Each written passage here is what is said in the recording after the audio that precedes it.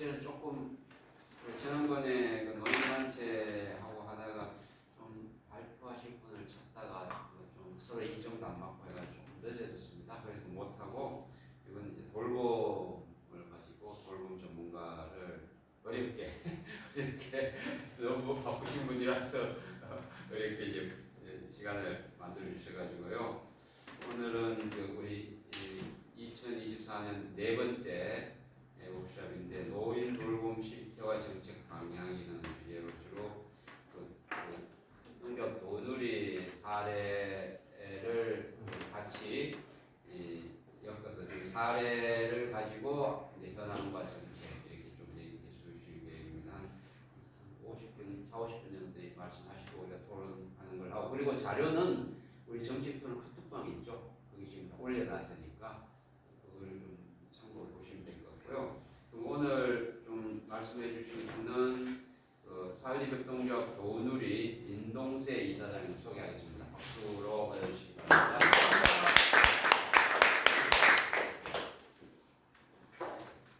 시작할까요? 예. 네, 안녕하세요. 인사드리겠습니다. 반갑습니다.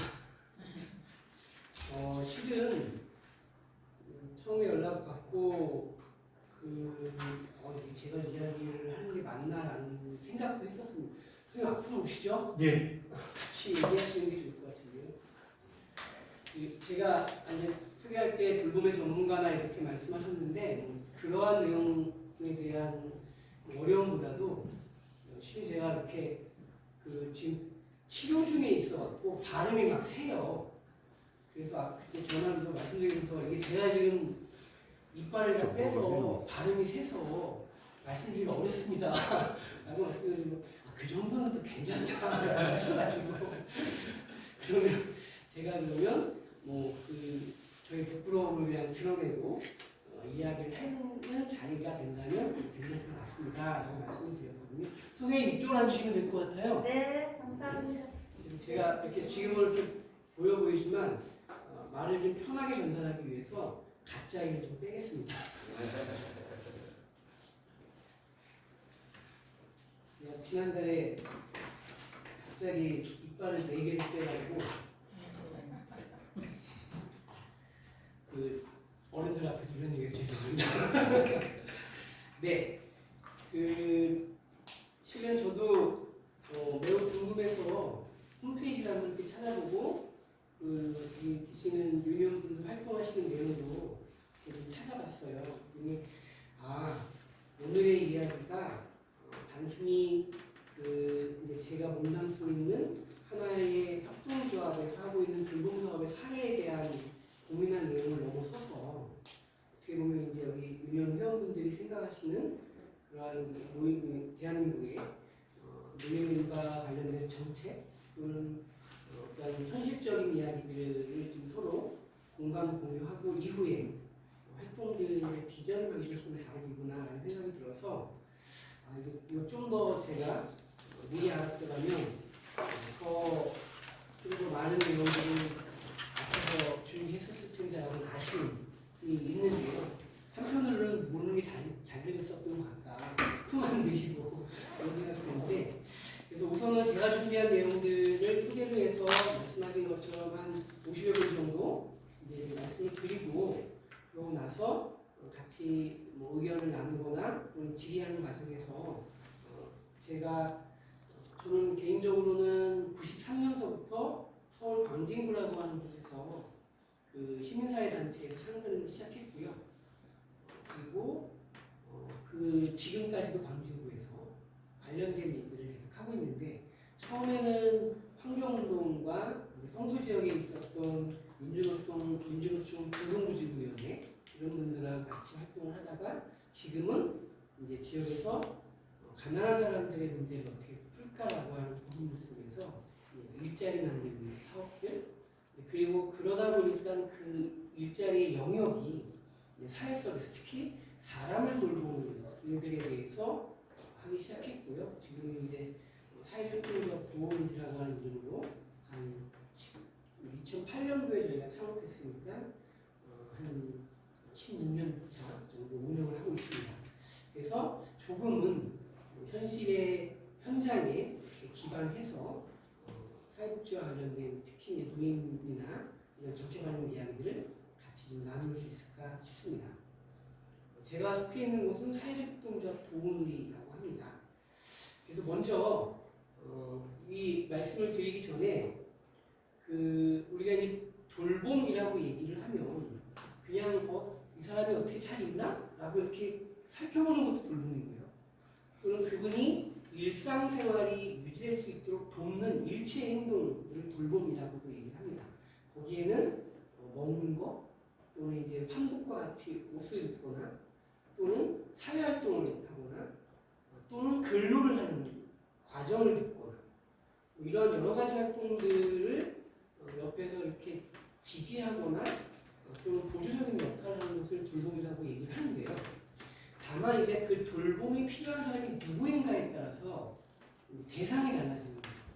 그래서 사실 사람은 태어나서 신생아일 때도 산모와 신생아들이 과거로 치면 친정엄마에게 산후조리에게 돌봄을 받았듯이 태어나면서부터 주변의 도움을 받기 시작해서 성장하고 어른이 되고 노인이 돼서 생을 마감하는 이 생의 전 과정에 걸쳐서 돌봄은 필요하다라고 얘기를 합니다. 그래서 결국은 돌봄이라고 하는 것은 하나의 정의인데 필요한 대상이 누군가에 따라서 돌봄의 기술, 스킬들이 바뀌는 거죠. 정책도 마찬가지라고 생각합니다. 그런 면에서 제가 서두로 꺼내는 게 이제 사회보장으로서의 돌봄으로 우리는 이해해야 된다. 그럼 사회보장이라고 하는 것은 뭔가? 사회보장이라고 하는 것은 현재 법률상 이렇게 정의가 되어 있습니다. 대한민국 국민이 인간다운 삶을 유지하기 위해서 최소한으로 필요한 것으로서의 내용으로 공적구조, 사회보험, 사회서비스 이 세 가지를 사회보장이라고 얘기를 해요. 그리고 법에는 그 최소한의 선을 국가는 제공해야 될 의무가 있다. 그리고 대한민국 국민은 그 최소한의 삶을 유지하기 위한 사회보장을 요구할 권리가 있다고 얘기하거든요. 요게 이제 사회보장 기본법이라고 하는 겁니다. 선생님도 이 약품 같이 안 읽는 게 좋을 것 같습니다. 그래서 이 얘기를 드리는 이유는 과거에는 누군가를 돌보거나 또는 누군가에게 돌봄을 받는다라고 했을 때는 사인장의 것을 사고 파는 힘이었어요. 무슨 얘기냐면 우리 집에 환자가 생겨서 병원에 입원을 하면 또는 간병인이 구하는데 이 간병인은 결국은 또 다른 남는 거잖아요. 그 사람에게 비용을 지불하고 그분은 내가 필요한 시간에 병원에 와서 우리 부모님 또는 환자를 돌보는 일을 하는 거죠. 근데 이 과정에도 과거에는 내가 돈을 들여서 사거나 그 노동력을 사거나 또는 그 노동력에 대해서 투를 받고 일을 했었던 거죠. 그리고 그것을 사고 팔 수 있는 지불력이 없을 때에는 가족이 그것을 담당했었던 겁니다. 그래서 대체로 소수의 일부를 제외하고 우리나라의 모든 사람들은 가족들로부터 이 돌봄을 시작을 한 거죠. 근데 그 돌봄이 아까 말씀드린 것처럼 그럼 이제는 사회보장으로서의 권리이고 국가의 책무나 의무라고 얘기하면 이걸 어떻게 정리해야 되지? 여기에서 저는 우리가 그동안 갖고 있던 생각들을 조금 더 바꿔야 뒤에 얘기하려고 하는 지금 선생님들이 관심 갖고자 하는 노인 돌봄이라고 하는 거에 대해서 좀 더 명확해지게 이해할 수 있을 거다라고 봅니다. 드리고 싶은 얘기는 돌봄이라고 하는 말이 2012년도 사회보장기본법 전면 개정될 때 처음으로 법률에 들어간 용어가 됐어요. 그전엔 돌봄이라는 표현이 없었습니다. 그러니까 다시 말해서 그전에는 그냥 존재했었지만 사회만에 팔고 갔던 용어들 또는 제도적으로는 사회복지 서비스가 가난한 사람 또는 무언가 장애가 있거나 무언가 취약하다라고 국가가 이렇게 대상을 지은 사람들에게 국가의 보조금이 들어가서 이 사람들을 도와주세요, 돌봐주세요라고 했었던 것을 돌봄 서비스라고 얘기했다고 하면 2012년 이후에는 이제 모든 국민들이 내가 태어나서는 산모신생아로서의 산후돌봄이나 신생아돌봄, 또 미취학 아동기 때에는 그 보육 서비스라고 하는 과정을 통해서 내가 돌봄을 받거나, 학교에 가서는 교육 서비스, 또 성장에서는 고용, 주택, 문화, 체육, 이 모든 부분들을 사회 서비스라고 하는 영역으로 놓게 됐다. 그래서 이러한 것들이 넓어졌다라고 하는 거고요. 특히 이 중에서 노인과 장애인이라고 하는 특정 대상을 향한 돌봄이 그 수요가 급격하게 늘어나고 있기 때문에 아마 여기 계신 분들도 관심을 갖게 되는 것 같습니다. 이러한 법률적인 흐름들을 가지고 있다라고 하는 것과 또 하나는 이것은 이제 저의 고민과 우리 조직의 고민이기도 합니다. 그러니까 2012년도에 저렇게 법률적으로 기본적인 사회보장으로 정의되기 전에도 국가가 사회복지 서비스로서 취약계층을 돌보는 일을 했었거든요. 그리고 아까 말씀드린 것처럼 그 이전부터도 그냥 사인간에 내가 돈이 있으면 저 사람한테 부탁을 하거나 그 사람의 노동권을 사서 돌봄을 받았던 거죠. 근데 이러한 일들은 꾸준히 지속되어 왔었는데 이것이 특별하게 우리 사회에 현격한 변화를 주는 계기들이 있는데요. 이건 우리나라만이 아니라 국가의 성장이나 또는 주로 이제 산업이나 과학의 발전과 영향이 있다고 얘기를 합니다. 그러면 딱 생각이 드는 게 뭐냐면 그거는 경제 성장이구나 이렇게 되는 거죠. 실제로 우리나라에서 돌봄이나 사회 서비스라고 하는 것이 사회적인 관심을 갖거나 뉴스에 많이 나온 시기를 생각해 보시면 2000년을 지나는 겁니다.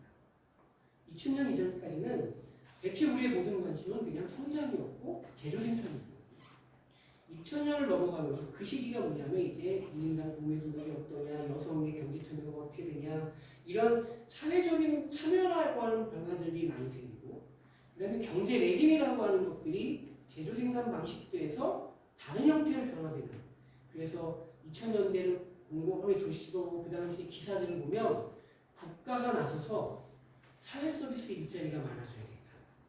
제조 생산에 대한 근거지는 저쪽 개성이나 동남아나 이런 쪽으로 옮겨야 된다. 이런 얘기들을 하고 그렇지 않으면 국가가 성장하지 않는다고까지 얘기를 했어요. 어떻게 보면 맞는 얘기이기도 하고 틀린 얘기이기도 합니다. 맞는 얘기라고 하는 건 뭐냐면 숫자적으로 보면 그래요. 그 뭐냐면 대한민국 국민의 1인당 생산하는 소득들을 총 늘린 것들이 한이 계속 늘어나는 걸 성장이라고 하면 일하는 사람이 많아져야 되는 거예요. 그러니까 과거에는 가부장적으로 남성 중심으로 일하거나 아니면 건강한 사람 한둘이 일하고 그냥 갔다면 이제는 경제 능력이 안 되는 아동 청소년을 뺀 나머지는 다 일해야 된다고 생각하잖아요. 이제는 모든 사람들 일해야 된다고 보거든요. 남녀 구분 없습니다. 뭐 청년, 장년, 노년 상관없이 일을 해야 된다고 생각해요. 왜냐면 그 일을 해야 결국 국가적 부가 늘어나니까 그게 성장이라고 얘기하는 거죠. 근데 또 한편으로 보면 거기에는 한정이 있는 거죠. 사실 얼마나 어떠한 집을 살고 있느냐는 건 다른 문제인데 늘상 선진국하고 비교하고 경제적 숫자를 비교하면서 여성들이 일을 해야 되는 걸 몰아넣거나 또는 그 고등학교든 대학교든 졸업하자마자 뭘 해야 된다 이런 또는 정년을 늘려서도 일을 해야 된다 뭐 이런 얘기들이 끊임없이 늘어나면서 그 사회 서비스라고 하는 용어를 레진들이 바뀌어나가는 과정들이 있었던 거죠. 그리고 사회복지학자들이 이제 이것을 역사적으로 쭉 연구한 걸 보면 서구 유럽이나 미국이나 일본하고 요 논쟁에 대한 시점이 딱 30년의 차이가 난다고 합니다. 그러니까 1970년대에 그러니까 미국을 치면 5.16 생기고 막 이런 것들이 생겨서 경제가 꺾이니 막 이런 때에 거기도 야 재료 생산으로 안 돼. 서비스업으로 가야 돼. 이런 얘기가 많이 나왔었다는 거예요. 그리고 그로부터 30년이 지난 2000년 지나면서 우리나라에도 그런 얘기들이 나오기 시작했다는 거죠. 그리고 그 이후로 아까 말씀드린 2012년까지 이 12년 사이에 우리나라는 엄청나게 집약적으로 돌봄이라는 이름 또는 서비스라는 이름을 가지고 모든 산업이 확장됩니다. 특히 사회복지에서도 국가 예산 보면 이쪽 예산이 가장 많이 늘어나거든요. 노인과 관련된 서비스 예산, 장애인과 관련된 서비스 예산 이런 것들이 엄청나게 늘어납니다. 그 한가운데에서 지역에서 서비스를 제공하는 사회복지 전달 체계의 지역 활동가 또는 사회복지사로 이렇게 활동을 해보고 있던 제 입장에서 본 불금은 늘 비대칭이다라고 하는 문제의식을 가지고 있었습니다. 그러니까 비대칭이라고 하는 건 뭐냐면 저울추가 맞지 않는 거예요. 어디 한쪽이 무겁고 어느 한쪽이 가벼워서 늘상 어느 쪽으로 옳지 않은 그러한 선택 또는 그러한 환경들이 만들어진다고 하는 거예요. 예를 들면 서비스 현재 노인 돌봄에서 정책적으로 가장 큰 서비스는 장기요양입니다. 노인 장기요양. 노인 장기요양이라고 하면 이제 뭐 편한 말로 방문요양 서비스 또는 뭐 요양원 서비스 또는 주간보호 서비스 이런 부분들을 얘기하거든요. 근데 노인 돌봄의 대표적인 장기요양 서비스에서 서비스를 이용하는 노인과 또는 그 가족 그리고 서비스를 제공하는 요양보호사와 그 요양보호사를 채용한 장기요양기관의 힘의 관계를 보면 지금 어떻게 되어 있냐면 이용자가 현격히 높은 권리를 가지고 있습니다. 우리가 어떻게 보면 노인이 취약하고 거동도 불편하고 그걸 돕는 사람이 요양보호사니까 요양보호사가 더 큰 권한을 가지고 있을 것 같지만 실제 정책은 이용자와 그 가족이 엄청난 권한을 가지고 있어요. 예를 들면 그 가족에서 나름대로 안 좋은 불화가 있어요. 예를 들면 부부싸움을 했든 뭐 했든 상황이 안 좋고 공기가 안 좋아요. 그날 만약에 요양보호사가 갔는데 무언가 말을 잘못했거나 옷 냄새가 마음에 안 들었다? 그럼 이렇게 얘기합니다. 당신 마음에 안 들어. 집에 가. 그럼 이분은 일자리에 있는 거예요. 이분은 정확하게 사회보험을 취득한 노동자의 지위예요. 그런데도 불구하고 그 한마디로 이분은 가야 되는 거예요. 있을 수 없어요. 제가 얘기하는 힘의 권리는 그런 부분들을 얘기하는 겁니다. 또 그 요양보호사를 고용한 곳이 이제 그 재가장기 요양기관 또는 요양원 시설이라고 얘기합니다. 그러면 그 노동자라고 얘기할 수 있는 서비스 제공자와 사용자라고 얘기할 수 있는 이 사회복지 기관이거든요. 이것이 노인복지 시설이라고 얘기할 수 있는 이 기관이라는 힘의 관계가 어떠냐? 이 둘 간의 힘의 관계는 노동자가 엄청나게 약한 힘을 갖는 관계입니다. 그 아까 얘기한 이용자와 제공자의 관계가 더 심해요. 우선은 현재 임금을 시급의 임금을 받는 관계입니다. 그런 얘기를 하고 있고요. 그 다음에 내가 예를 들면 우리가 흔히 알고 있는 소정근로시간이라고 하는 것을 적시할 수 없는 그러한 근로관계예요. 그러다 보니까는 이게 이 근로자 어떻게 보면 고용의 유연성이 굉장히 큰 거죠. 그러니까 이 혈압에 무언가 불일치한 것이 있는 상태에서 과연 서비스로서 사람을 돌본다고 하는 것이 잘 이루어질까? 이것이 제가 갖고 있는 비대칭이라고 하는 문제의식입니다. 근데 이것은 하나 더 나가서 힘의 문제만이 아니라 현재 정책이 어떻게 되어 있냐면 우리가 이제 예를 들어서 서비스 우리나라의 노인장기 요양기관이 재가를 포함해서 한 25,000개 정도가 됩니다. 2008년 7월 1일 날 이 법이 시행이 됐는데 그로부터 한 지금 16년씩 됐는데 사업장이 25,000개라는 뜻이에요. 엄청나게 늘은 거죠. 그러니까 그럼 왜 이렇게 많이 늘어났지? 라고 보면 이건 국가가 그걸 조성한 부분이 있습니다. 그냥 2008년도에 이 사업을 전국적으로 시행하려고 딱 봤더니 우리나라의 노인복지기관이 3,000개도 안 됐어요. 그러니까 이거 어떻게 하지? 그러니까 국가가 이렇게 얘기합니다. 원래 사회복지는 비영리법인만 할 수 있는데 이 사업을 하려고 했더니 이 공급이 부족해. 그러면 개인과 영리법인도 할 수 있도록 열어줘요. 간호사 자격증 있으신 분들 다 창업하세요. 도와주겠습니다. 개인 창업들은 꼭 넘어간 겁니다.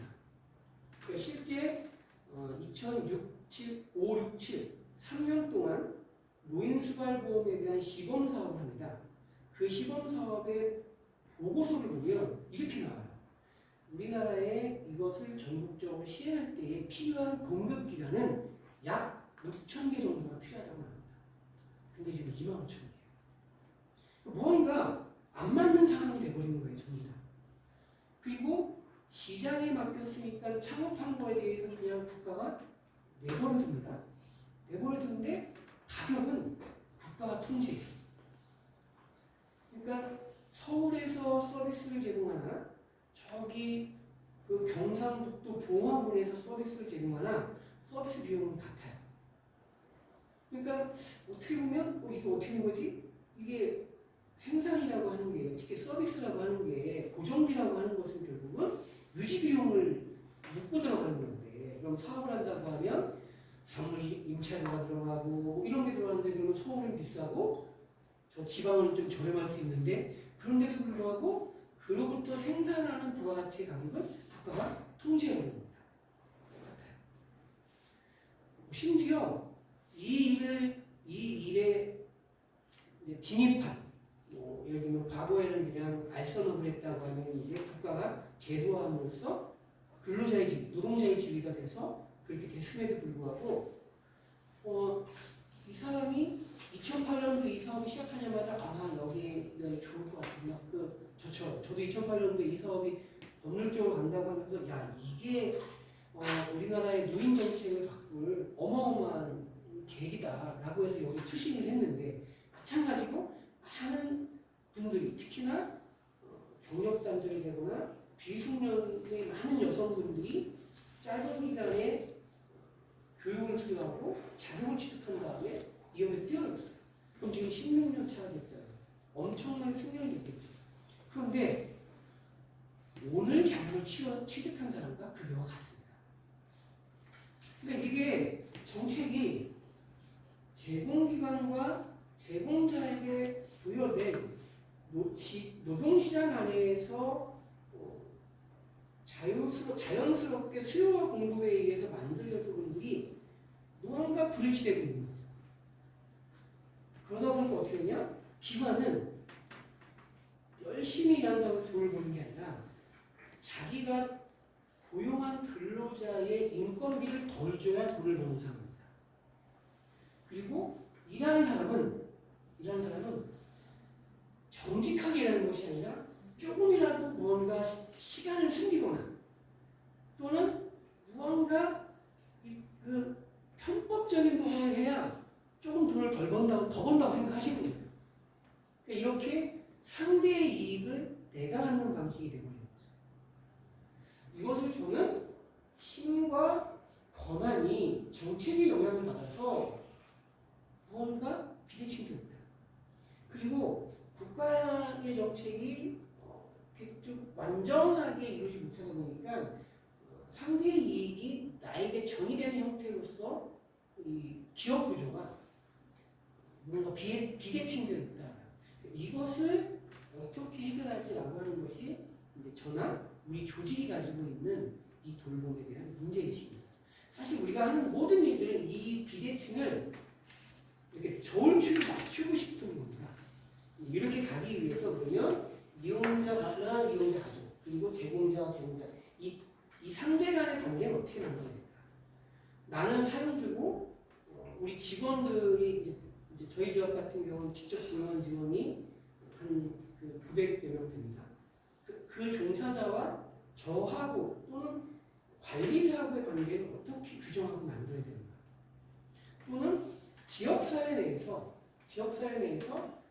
사회복지의 관점으로서 노인을 돌본다라고 하는 것과 내 일자리가 어떻게 지휘지어져야 되고 그리고 그거에 대한 올바른 보상 그리고 그것에 대한 올바른 노동력에 대한 투여가 만들어져야 된다라고 하는 것이 사실 이제 우리가 하고자 하는 일인데 드러나는 건 그렇게 안 보이죠.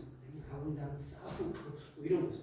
여튼 제가 말씀드리고 싶은 건 현재 노인을 돌본다라고 하는 정책은 여전히 비대칭 현상이다. 이런 얘기를 전제로 해서 그 뒤에 이야기를 드리려고 합니다. 먼저 왜 돌봄에 대한 것들의 수요를 우리가 계속 늘어난다고 볼까라고 하는 거고요. 핵심 내용은 이런 겁니다. 노인은 인구학적으로 늘어나고 있다. 흔히 얘기해서 과거를 치면 질병이 됐든 또는 건강상의 문제가 됐든 사람의 그 기대 수명을 넘어가는 절대 수명이라고 하는 것이 점점 늘어나고 있는 거잖아요. 그것이 계속 늘어나고 있기 때문에 노인 인구가 늘어나고 있다. 또 하나는 노인의 인구가 늘어남과 동시에 건강하지 못한 상태에 유지되는 기간이 길어지고 있다는 겁니다. 그 기간만큼은 역시 똑같이 인간다운 삶을 유지하기 위한 외부의 도움, 지원이 필요하다. 그래서 노인에 대한 그런 인구적 특성들에 의해서 우리나라는 지금 25년, 내년이면 초고령사회에 진입한다고 지금 얘기를 하고 있습니다. 그리고 이미 지금 고령사회에 진입한 지 거의 2017년도인가에 들어간 걸로 기억을 하는데, 그래서 결국은 인구고령화라고 하는 것을 우리가 사회적인 일반적 현상으로, 대한민국 현상으로 본다면, 노인에 대해서 어떻게 돌볼 거리라고 하는 것은 필요가 늘어납니다. 사회적으로. 두 번째는 장애인에 대한 것은 좀 다른 측면입니다. 과거에는 장애라고 얘기하면 전부 태어나면서 장애를 가지고 태어나는 분들을 이야기했습니다. 그 수가 많았어요. 그런데 산업화를 거치면서 어떤 일이 생기냐면 사후장애가 많아진 겁니다. 그러니까 태어난 이후에 장애가 얻게 된 거죠. 그러니까 이런 분들은 특히나 사회활동을 해왔기 때문에 그 뒤에 발생한 장애, 특히나 그 산업 현장에서 발생한 장애는 신체적 장애가 많기 때문에 이분의 다음 그 일상적인 생활이 유지된다라고 하는 욕구가 더 높은 거예요. 그러니까 어떻게 보면 과거에는 태어나면서 장애를 얻는 분들만 장애를 바라보고 이렇게 바라보는 그 수가 작고, 특히 등록제를 통해서 했었기 때문에 특히나 이제 예를 들면 그 후생적 장애를 얻은 분들은 자존심이 강해져갖고 자존심이 하지 않습니다. 그 웬만큼 장애장애 있는 분들은 난 그냥 살 수 있어. 그리고 나 이렇게 그런 시각 받기 싫어. 이래서 등록되지 않은 장애가 우리가 더 많아요. 그러다 보니까는 정책에서 얘기하는 장애인은 등록된 장애인만을 얘기했거든요. 그런데 이 장애인분들이 욕구가 달라지는 거예요. 그러니까 아까 얘기한 것처럼 그 사회활동을 하면서 얻게 된 장애인분들은 몸이 불편할 뿐이지 욕구가 바쁜 것이 아니기 때문에 국가에서 요구하는 겁니다. 나도 혼자 살 수 있어. 나 시설이 아니라 주택에서 살 거야. 나도 가정을 꾸릴 거야. 나도 경제활동할 거야. 이러한 요구들에 의해서 국가를 주장하기도 하고 요구하기도 하고 협상하기도 하고 때로는 길에 눕기도 하고, 실제 장애인 복지는 대부분 장애인 당사자들에 의해서 그 투쟁의 결과로 복지가 늘어났다고 해도 과언은 아닙니다. 이러한 과정이 있다 보니까 장애의 서비스의 특징이 뭐냐면 장애인 복지 대상자 수가 늘어난다는 거예요. 노인은 그냥 인구적으로 노인의 수가 늘어납니다라고 얘기하지만, 장애는 과거처럼 이제는 이제 그 지금 등록제를 폐기하는 걸로 이미 발표를 했습니다. 그러면 이제 등록이 됐든 되지 않았든 장애가 있는 걸로 판정이 되면 그냥 장애인이 되는 거예요. 여기서 제가 말하는 장애인은 우리가 일상에서 그냥 저는 몸이 불편해 이런 것이 아니라 국가로부터 돌봄을 받을 수 있는 대상이 된다는 거거든요. 그래서 장애인은 아까 말씀드린 것처럼 사회적인 환경과 특히 산업적인 그런 변화에 의해서 복지 대상자가 현격히 늘어나면서 돌봄의 대상이 되고 있다.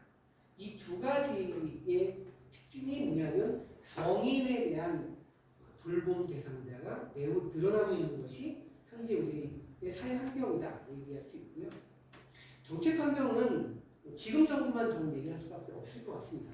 현재 윤석열 정부가 110대 과제를 얘기했는데 이 과제는 우리 처음에 100대 과제라고 얘기할 때 저희도 여러 루트를 통해서 뭐 이런저런 얘기들을 많이 얘기했지만 그 당시에 이제 안모 씨가 안모 수석이 이제 나중에 수석이 됐죠. 인수 위원장이 받느냐 안 받느냐 하다가 결국은 110대 과제에 사회 서비스라고 하는 게 딱 2번 들어갑니다. 여기 보면 44번까지가 45번까지. 근데 재밌는 게 과거 같으면 여기는 과거의 정부 같은 경우에는 사회 서비스를 확대하자. 사회 서비스의 대상자 이런 표현을 썼을 텐데 지금 정부는 뭐라고 쓰냐면 사회 서비스의 고도화라는 표현을 썼어요. 그리고 기자가 물어봅니다. 이 고도화가 무슨 뜻입니까? 라고 물어봤더니 이렇게 얘기를 합니다. 고도화란 서비스의 공급을 민간으로 다변화하고 기술적인 측면, AI화 뭐 이런 얘기들을 막 해요. 그러니까 어떻게 보면 그동안 사회복지 영역에서 이야기한 형태가 아니라 다른 방식. 그럼에도 불구하고 이 국정과제 이 표현이 들어간 것 때문에 여전히 사회 서비스는 돌봄과 관련된 정책은 유지되고 있거든요. 그래서 감사해요. 그래서 근데 고민은 이런 거죠.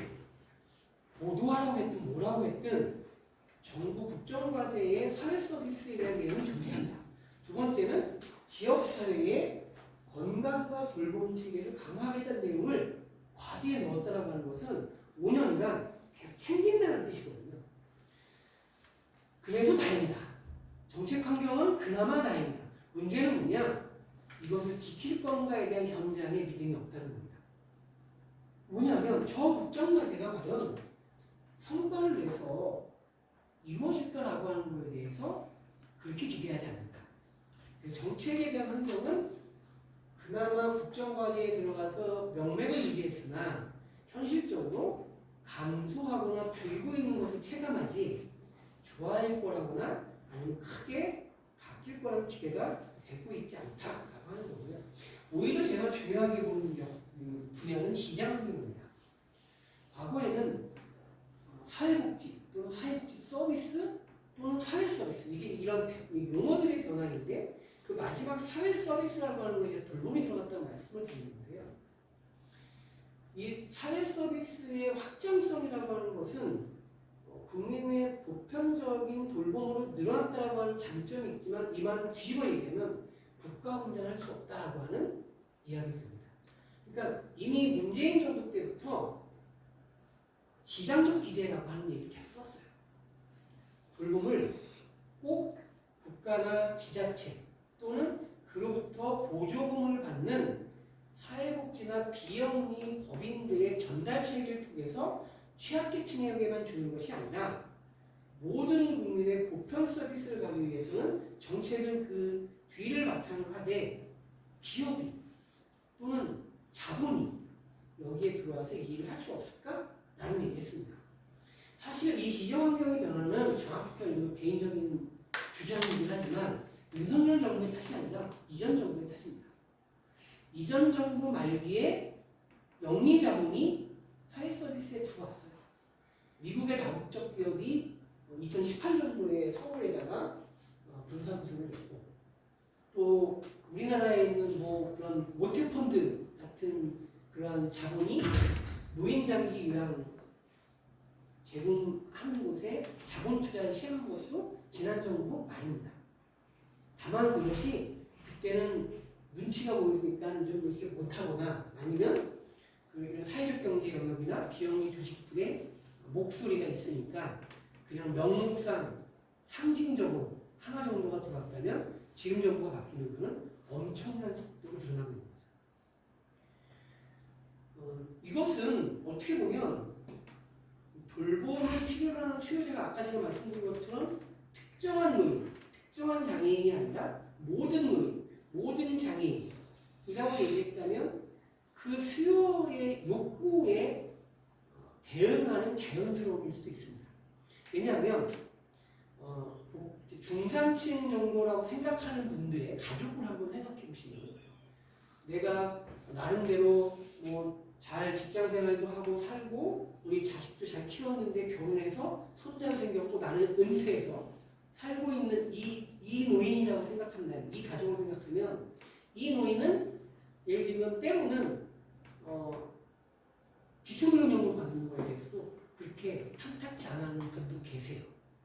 또는 내가 어떤 보험 안에 들어가서 그냥 돈 20-30만 원 주면서 아까 얘기한 그 기관에 대한 이야기도 듣고 내가 함부로 이 사람한테 뭐 얘기하는 못하게 하고 싫어하는 거예요.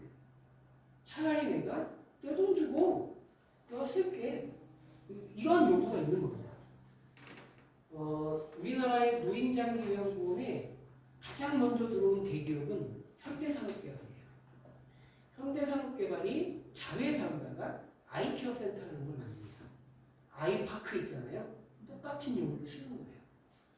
아이케어라고 하는 표현을 쓰면서 센터를 열고 지역으로 운영합니다. 여기는 절대 외주 안 줘요. 그리고 자회사기 때문에 제가 그 등기부 등록도 떼봤는데 100% 그 오너가 가지고 있는 기주구조로 되어 있어요. 자본구조. 그러니까 줄 이유가 없는 거죠. 그냥 운영하는 거죠. 근데 얘네 홈페이지에 가면 어떻게 되냐? 노인장기요양보험은 모든 국민이 내는 사회보험료를 운영하는 거예요. 여기 계시는 분들도 다 내는 보험료죠. 그것으로다가 서비스가 필요한 분들이 등급을 받으면 자기 본인 부담금, 병원을 이용하듯이 15%, 20%의 부담금을 내고 똑같이 이용하는 게 장기요양 서비스거든요. 그거를 맨 바닥에다 깔아놓습니다. 그 다음에 돈을 더 주시면 중산층 서비스를 드립니다. 이렇게 되어 있어요. 그러니까 그러니까 영리 자본이 들어왔을 때 우리가 우려하는 건 뭐냐면 이렇게 표현해요. 여기 계신 분들의 그 아마 경험을 보시면 이 얘기가 딱 맞을 거라고 보는데 영리의료법이 반대한 거랑 똑같습니다. 영리의료법인이 들어왔을 때 이쪽 보건의료노동자들이 한 얘기가 그잖아요. 이익보다 생명을. 돌봄도 똑같은 거에 지금 도착돼 있는 겁니다.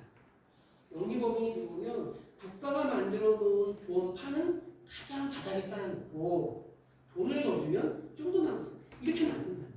그러면 어떻게 되냐? 서민이거나 또는 그거보다 아니 그냥 가난한 사람이라고 해요. 가난한 사람이 받는 서비스는 아까 제가 말씀드린 국가의 책무로서 설계해 놓은 그러한 사회보장으로서의 돌봄이 낮은 서비스가 되는 거예요. 시장 환경이 이렇게 바뀌고 있다고 하는 거예요. 지금 이거는 속도가요 어마어마하게 빨라요. 여기 계신 혹시 그런 광고 보셨는지 모르겠는데 뭐죠? 트로트로다가 이렇게 트롯 오디션 하는 데서 김영우 이런 친구들 나온 거 있었잖아요. 거기서 스타가 된 아이들 3-4명을 통으로 전속 광고 모델로 해서 한 1년간은 그냥 엄청난 광고를 합니다. 저희가 론칭하고 3년 만에 매출을 300억을 해요. 근데 그 영업 방식을 봤더니 우리 같은 뭐랄까 좋은 서비스를 얘기하는 사람들은 상상도 할 수 없는 방식을 얘기를 하고 있는 거예요. 그 뭐냐면 본사 서울에서 전국에 있는 모든 사람들을 고용하고 서비스를 이렇게 말도 안 되는 얘기예요. 그리고 방문요양 서비스라고 할지라도 요양보호사만이 아니라 이용자가 15명이 넘으면 사회복지사를 채용해야 되고 그 사회복지사가 관리를 하도록 그렇게 정책은 돼요. 그 사람들 대놓고 뭐라고 되냐면 우리 채용 안 돼요. 그 돈 안 받을 거예요. 이거 봐요. 그러니까 이렇게 돌봄당하고 하는 것이 보편 서비스로 되는 것의 확장성이 우리에게는 매우 좋지만 자칫 잘못하면 또 다른 판을 만들 수 있는데 그게 엿볼 수 있는 건 시장으로는 거고 지금 그렇게 바뀌고 있다. 이런 내용들이고요. 좀 자세한 것은 그 자료를 그 카톡방에 공유드렸다고 하니까 보시면 좋을 것 같고요. 그래서 이런 고민이 드는 겁니다. 사회적으로 성인과 특히 노인과 장애인에 관련된 서비스 수요는 엄청나게 늘어났다. 이거 맞다. 그리고 국가는 그 노인과 장애인들의 인간적인 삶을 만족시키기 위한 책무에 의해서 정책은 계속적으로 무언가 변형적이든 뭐든 늘어나야 될 것이 맞고 그 다음에 정책 환경에서도 정권에 따라서 차이는 있겠지만 이 속도에 대한 문제라고 저는 생각합니다. 왜냐하면 늘어나는 노인, 그 다음에 대상자가 늘어나는 장애인에 대해서 나쁘게 못하죠. 다만 지금 정부 들어서는 예산도 줄고 있어요. 그건 맞아요. 예산도 조금씩 줄고 있더라고요. 찾아보니까. 근데 어쨌든 현격히 줄이지 못하죠. 유지될 거다. 이런 거죠. 문제는 시장 환경에 대한 우려는 있지만 그런 사회적인 환경, 조직적인 환경, 시설 환경을 고려했을 때에 저희와 같은 우리와 같은 사회복지 서비스의 연장선으로 노인을 바라보고 장애인에 대해서 바라보고 있었던 우리의 실천적 돌봄이나 서비스가 어떻게 될 건가라고 봤을 때 우리는 그동안 잘해왔는데 지속 가능한 능력을 못 만들었다. 왜냐하면 그 자본과 경쟁이 안 됩니다. 그러니까 다 만판 깨지는 거예요. 왜냐하면 실제 제 작년에 있었던 사례인데 IT에다 돈을 번 청년 같아요. 내가 보기엔 젊은 분 같아요. 이분이 수백억을 노인장기 요양 프랜차이징 사업에다 투자를 했어요. 이건 말 그대로 정말 모태펀드 투자니까 수익을 바라는 투자예요. 그럼 이런 투자를 했을 때 이 사람들 어떻게 되느냐? 기존에 있었던 민간 재가요양원을 매입하는 겁니다. 이거 어디서 많이 보던 거죠? 생각 안 나시나요? 여성들을 이해해야 된다고 국가가 몰아놓고 한 게 뭐냐면 어린이집을 늘리는 거예요. 어린이집 부족하다고 하니까 국민연금에서 민간한테 돈을 꿔주고 민간 보육시설 연락을 했어요. 이게 93년도입니다. 그래서 엄청나게 창업을 했어요. 근데 사람들이 안 가요. 그 다음에 왜 안 가냐? 품질이 후져. 그러니까 국가 요구하는 국공립 늘려라. 그러니까 그 국공립을 늘리겠다고 해서 보육시설을 맞춰 찼어요. 근데 어떤 문제가 생겼냐? 저출산 시대예요. 아이들이 안 태어나. 어린이집이 닫아갑니다. 어떻게 되냐? 보육시설을 매매합니다. 어떻게 매매하냐? 아이 한 명당 얼마. 지금 재가장교양대학을 매매를 그런 식으로 하고 있어요. 노인 한 명당 얼마. 요양원을 사는 사람들이 잘 운영한다니 내가 살게. 노인 몇 명 있어? 그래 한 명 있어? 이거 공시가예요. 노인 한 분이 시설에 계실 경우에 청구할 수 있는 금액이 한 240만 원 정도가 됩니다. 1년치를 권리금식으로 받는다. 그럼 한 분당 한 2천여만 원. 이것을 사고 파는 지금 이런 거 있어요. 정부나 공공단이 뭘까요? 다 압니다. 근데 그 뒤에는 배경이 있죠. 뭐냐? 정리될 것이다. 왜? 지금 사회적으로 언론이 맨날 그러잖아요. 영세한 제공기관들이 서비스 질을 나쁘게 하고 있다. 그래서 규모화시키겠다. 그게 보도화의 핵심이에요. 민간의 방식을 통해서 규모화시켜서 성장시키겠다. 근데 규모를 어떻게 시냐? 자본이 들어와서 사게 하겠다. 근데 우리는 그럴 능력이 없다는 거예요. 우리의 성찰이가 그렇다면 우리는 어떻게 될 것이냐? 우리가 현재 지금까지 해왔었던 짧게는 16년, 18년, 길게는 제 삶으로 치면 저는 지역에서 생활을 한 지금 33년 차인데 30년이 넘는 시간 동안 이 일을 해왔는데 이 일에 대한 나의 신념과 철학을 버리고 이걸 맡기자 이렇게 하는 게 맞는 겁니다. 아니면 그것을 지키기 위해서 그 자본구조로 들어오고 있는 것에 대응하는 무언가 우리만의 형태의 지속가능하거나 경쟁력 있는 그러면서 존엄을 지킬 수 있는 서비스를 유지할 수 있는 겁니다. 이것이 우리의 고민입니다. 근데 아직 답을 못 찾고 계속 시도만 하고 있습니다. 현재 저희가 있는 곳은 그러한 실험의 장이라고 보시면 되고요. 형태는 협동조합이고 협동조합 중에서도 비영리적인 사회적 협동조합입니다. 2008년도에 기초수급자 4분, 차상위 2분, 그리고 저는 그 당시에 지역자발센터의 센터장이 있었고요. 바꾸고 나서 창업을 했고 2008년도 2월에 창업한 이유는 2008년 7월 2일이 노인장기요양보험이 시행되는 날입니다. 그래서 그것을 겨냥해서 무언가 국가가 민간에 맡긴다면 우리 스스로 그쪽으로 들어가자 해서 창업을 실시했고 지금은 쭉 늘어나서 여러 종류의 서비스를 제공하고 있습니다. 우리는 시작이 좋은 서비스를 제공하자라고 하는 문제의식이 아니라 가난한 사람들에게 어떻게 좋은 일자리를 만들까가 문제의식이었습니다. 그렇기 때문에 우리 정관상에도 서비스의 공고를 통한 일자리 제공, 고용 유지가 우리 법인의 고용 목적으로 되어 있습니다. 전략체계나 이런 내용들에 대해서는 보내드린 것을 참고하시면 좋을 것 같고요. 이제 우리는 미션은 지역사회와 협동하는 돌봄 공동체를 5년간 사용하는 3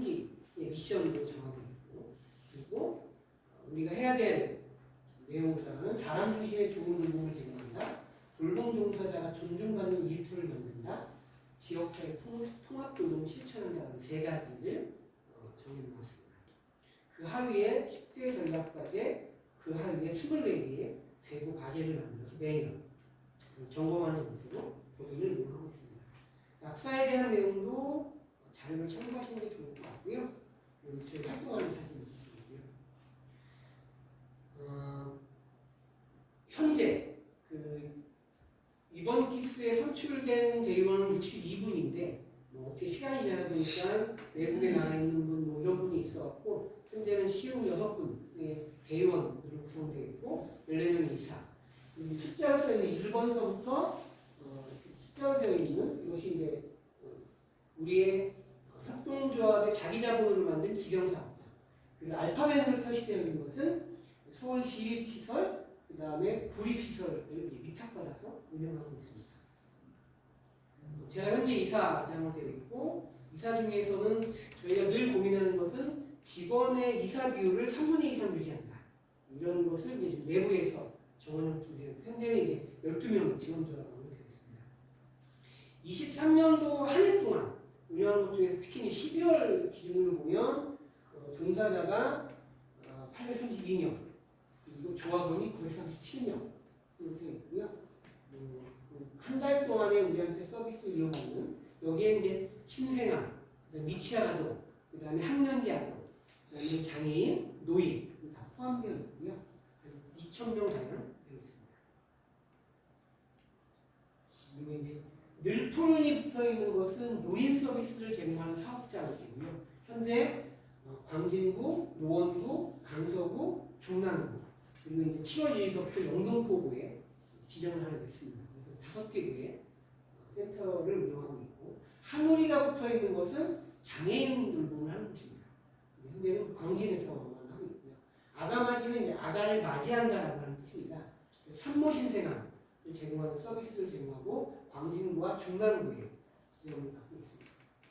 발달지원센터는 이게 이제 주로 이제 미취학 아동이나 저학년 같은 경 특히나 이제 요즘에는 학교 들어가기 전에 아이들이 태어나면서부터 핸드폰을 만지고 있기 때문에 정서적 불안 상태에 있는 아이들이 매우 많은 걸로 조사가 됩니다. 그래서 발달장애 아동들도 굉장히 많고요. 왜냐하면 장애 진단 받지 않았지만 경계선상에 있는 문제아동 아동들이 굉장히 많이 있고요. 저희 특히 이제 우리 구에는 이런 것들은 민간에게 맡기면 안 된다고 저는 생각하거든요. 그래서 주로 종합사회복지관에 구에서 지은 시설 안에 발달센터가 하나씩 들어가 있어요. 근데 우리 구 이렇게 봤더니 종합복지관이 두 개고 작은 복지관이 있는데 작은 복지관이 있는 곳만 이게 없는 거예요. 그게 특히 좀 우리 광진구를 치면 못 사는 지역이 자양동 지역이고요. 그러면 우리가 저기다가 자양동 지역에다가 그런 역할을 해보자라고 해서 센터를 냈는데 현재 한 100명이 넘는 아이들이 여기에서 발달과 관련해서 민생과 관련해서 인지, 언어, 미술, 놀이 관련된 치료 서비스를 갖고 있습니다. 그리고 아까 늘푸른 노인이라고 했잖아요. 주간보호센터 그리고 요양보호사를 양성하는 교육원을 운영하고 있고요. 그다음에 어르신들의 안전을 책임지는 복지원을 하고 있고 케어놀이는 이제 별도의 노인 방문이라는 브랜드입니다. 그래서 이제 이게 그 자본이 들어오는 부분들을 사회적 경제 조직이나 협동조합들이 우리 협동하는 게 좀 대응하자는 제안을 했는데 힘들어서 아무도 못해요. 힘들어서. 그래서 작년에 우리가 먼저 해보겠다고 해서 케어놀이 주식회사를 보호놀이 조합이 100% 주식을 갖는 자회사를 만들었고 만든 이유는 뭐냐면 사회적 프랜차이징 사업을 하려고 만든 거예요. 그래서 케어놀이라고 하는 상표를 출원하고 지금 이제 우리 사회적 경제 영역들 중에서 이 사업을 하는 사람들이 이분에 다 있어요. 그래서 이제 프랜차이징 사업을 올 초서부터 본격적으로 시작을 하는 상태입니다. 지역에서는 이제 뭐 자산화에 대한 것이 관심이 있기 때문에 두 번에 걸쳐서 자산화에 대한 시도가 있었고, 이거는 저희가 그 노인 돌봄을 저희는 재가를 더 중요하게 생각합니다. 시설보다. 그래서 서울 광진구 중곡동이 아파트가 없는 단독주택 지역이고, 그다음 독거 노인분들이 가장 많이 거주하는 곳이기도 해요.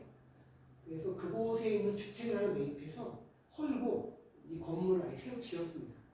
지어서 이제 여기다가 중곡동 지역에 있는 노인분들의 재단, 그 다음에 주간보호센터 이런 것에 거점에 대한 역할을 하자라고 해서 아직까지는 적자지만 곧 흑자가 될 거를 기대를 가지고 운영을 하고 있고요. 뭐 소유는 도로인데 실상 가보면 다 은행이 가지고 있는. 다만 이제 뭐 이렇게 속된 말로 가오 잡고 해보는 거죠. 이러겠습니다. 그런 협동에 대한 사업들은 사례들은 아마 내용들을 보실 것 같고요. 오늘 이제 제가 말씀드리고 싶은 건 그러면 과연 그 비대칭을 이렇게 저울추의 균형을 맞추는 게 가능한 거냐? 저는 가능하다고 믿기 때문에 지금 이 일을 하고 있는데요.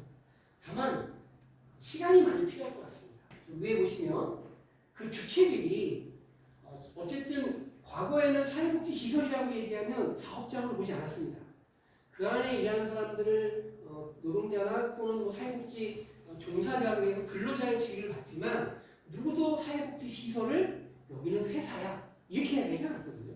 그런데 이 돌봄이라고 하는 일은 매우 노동집약적인 일입니다. 그러니까 유독 돌봄이라고 하는 사업은 매우 노동력이 굉장히 강하게 밀집되어 있고 많은 숫자의 일자리가 같이 움직이는 것입니다. 그래서 이건 명확하게 기업이라고 보고 이 기업이 과연 비영리적인 사고를 하고 또는 사회적 가치를 추구하는 운영이 가능한 거냐 그것을 열어줄 수 있는 게 다른 경제, 사회적 경제라고 저는 봤고요. 그래서 이 돌봄을 제공하는 것을 사회적 경제 조직 또는 사회적 경제 기업의 형태로는 가능할 수 있지 않을까? 그래서 저희도 자활기업, 인증사회적 기업, 그리고 법인격으로는 사회협동조합 이러한 형태로 시도하고 있는 거죠. 다만 아까 제가 고백드린 것처럼 18, 6년 지나고 봤는데 지속가능한 경영에 대해서는 아직 확보가 안 됐구나. 이거 어떻게 할 거냐? 라고 하는 고민의 시기가 지금 시기인 것 같습니다. 그래서 지속가능하기 위해서 무언가 도전을 하는 거고 그 도전을 하다 보면 저는 아까 얘기한 균형을 잡아가는 시기가 이루어질 거라고 보는데 그때는 기업만의 힘은 안 되고 정부와 시민사회가 같이 움직일 때 가능하다고 믿고 있습니다. 그러기 위해서 우리의 노력들을 한 것이 이제 사회 다각화. 그냥 그동안 주어진 일만 열심히 한다고 그 일만 하고 과거부터 해온 것처럼 우리는 사회복지사야, 사회복지 전달체계야 이럴 것이 아니라 노인분들이 필요로 하는 또 다른 사업. 장기요양 서비스만 필요한 게 아니라 방문요양 서비스 가서 이렇게 봤더니 이분이 잘 못 드세요. 그러니까 저보다 이빨은 더 많으신데 저장 능력이 떨어져서 제대로 못 드시는 거예요. 그럼 이분들에게 영양가 있는 먹거리를 제공하는 것도 서비스 돌봄이라는 겁니다. 또는 노인이 살고 있는 집을 어떻게 안전하게 편의시설이라고 얘기하죠. 안전바라든가 이런 걸 설치해서 일상생활이 가능한 그러니까 내가 늙었으니까 바로 시설에 들어가는 게 아니라 지역사회에서 어떻게 계속 같이 살 수 있을까를 고민하는 첫 번째로 주거환경입니다.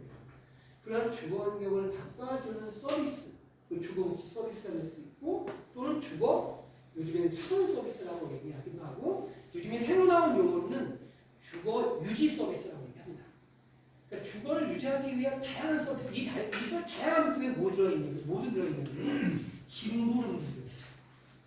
노인분들이 이제는 나이가 들고 노인 부부끼리만 살고 자식이랑 하고 싶어 하지 않아요. 이 노인 부부만 사는데 요즘에 살기 위해서는 금융이라든가 이런 게 너무 복잡하고 이 심부름 해주는 것도 하나의 사업 아이템이 되는 겁니다. 그러니까 이렇게 매우 다양한 노인이 필요한, 장애인이 필요한 일상생활을 지역사회에서 내가 살던 집에서 유지하기 위해 필요한 여러 서비스들이 무엇인지 찾자. 이것이 사업의 다각화입니다. 저희는 그것을 시작한 첫 번째가 고령친화식품이라고 해서 연화도 음식, 씹는 걸 도와주는 그런 생산품들이 많이 있습니다. 이런 것을 잘 선택하고 골라서 도와주는 겁니다. 또는 보장물, 노인분들이나 장애인분들이 사용하는 보장물을 이게 외국된 시장이에요.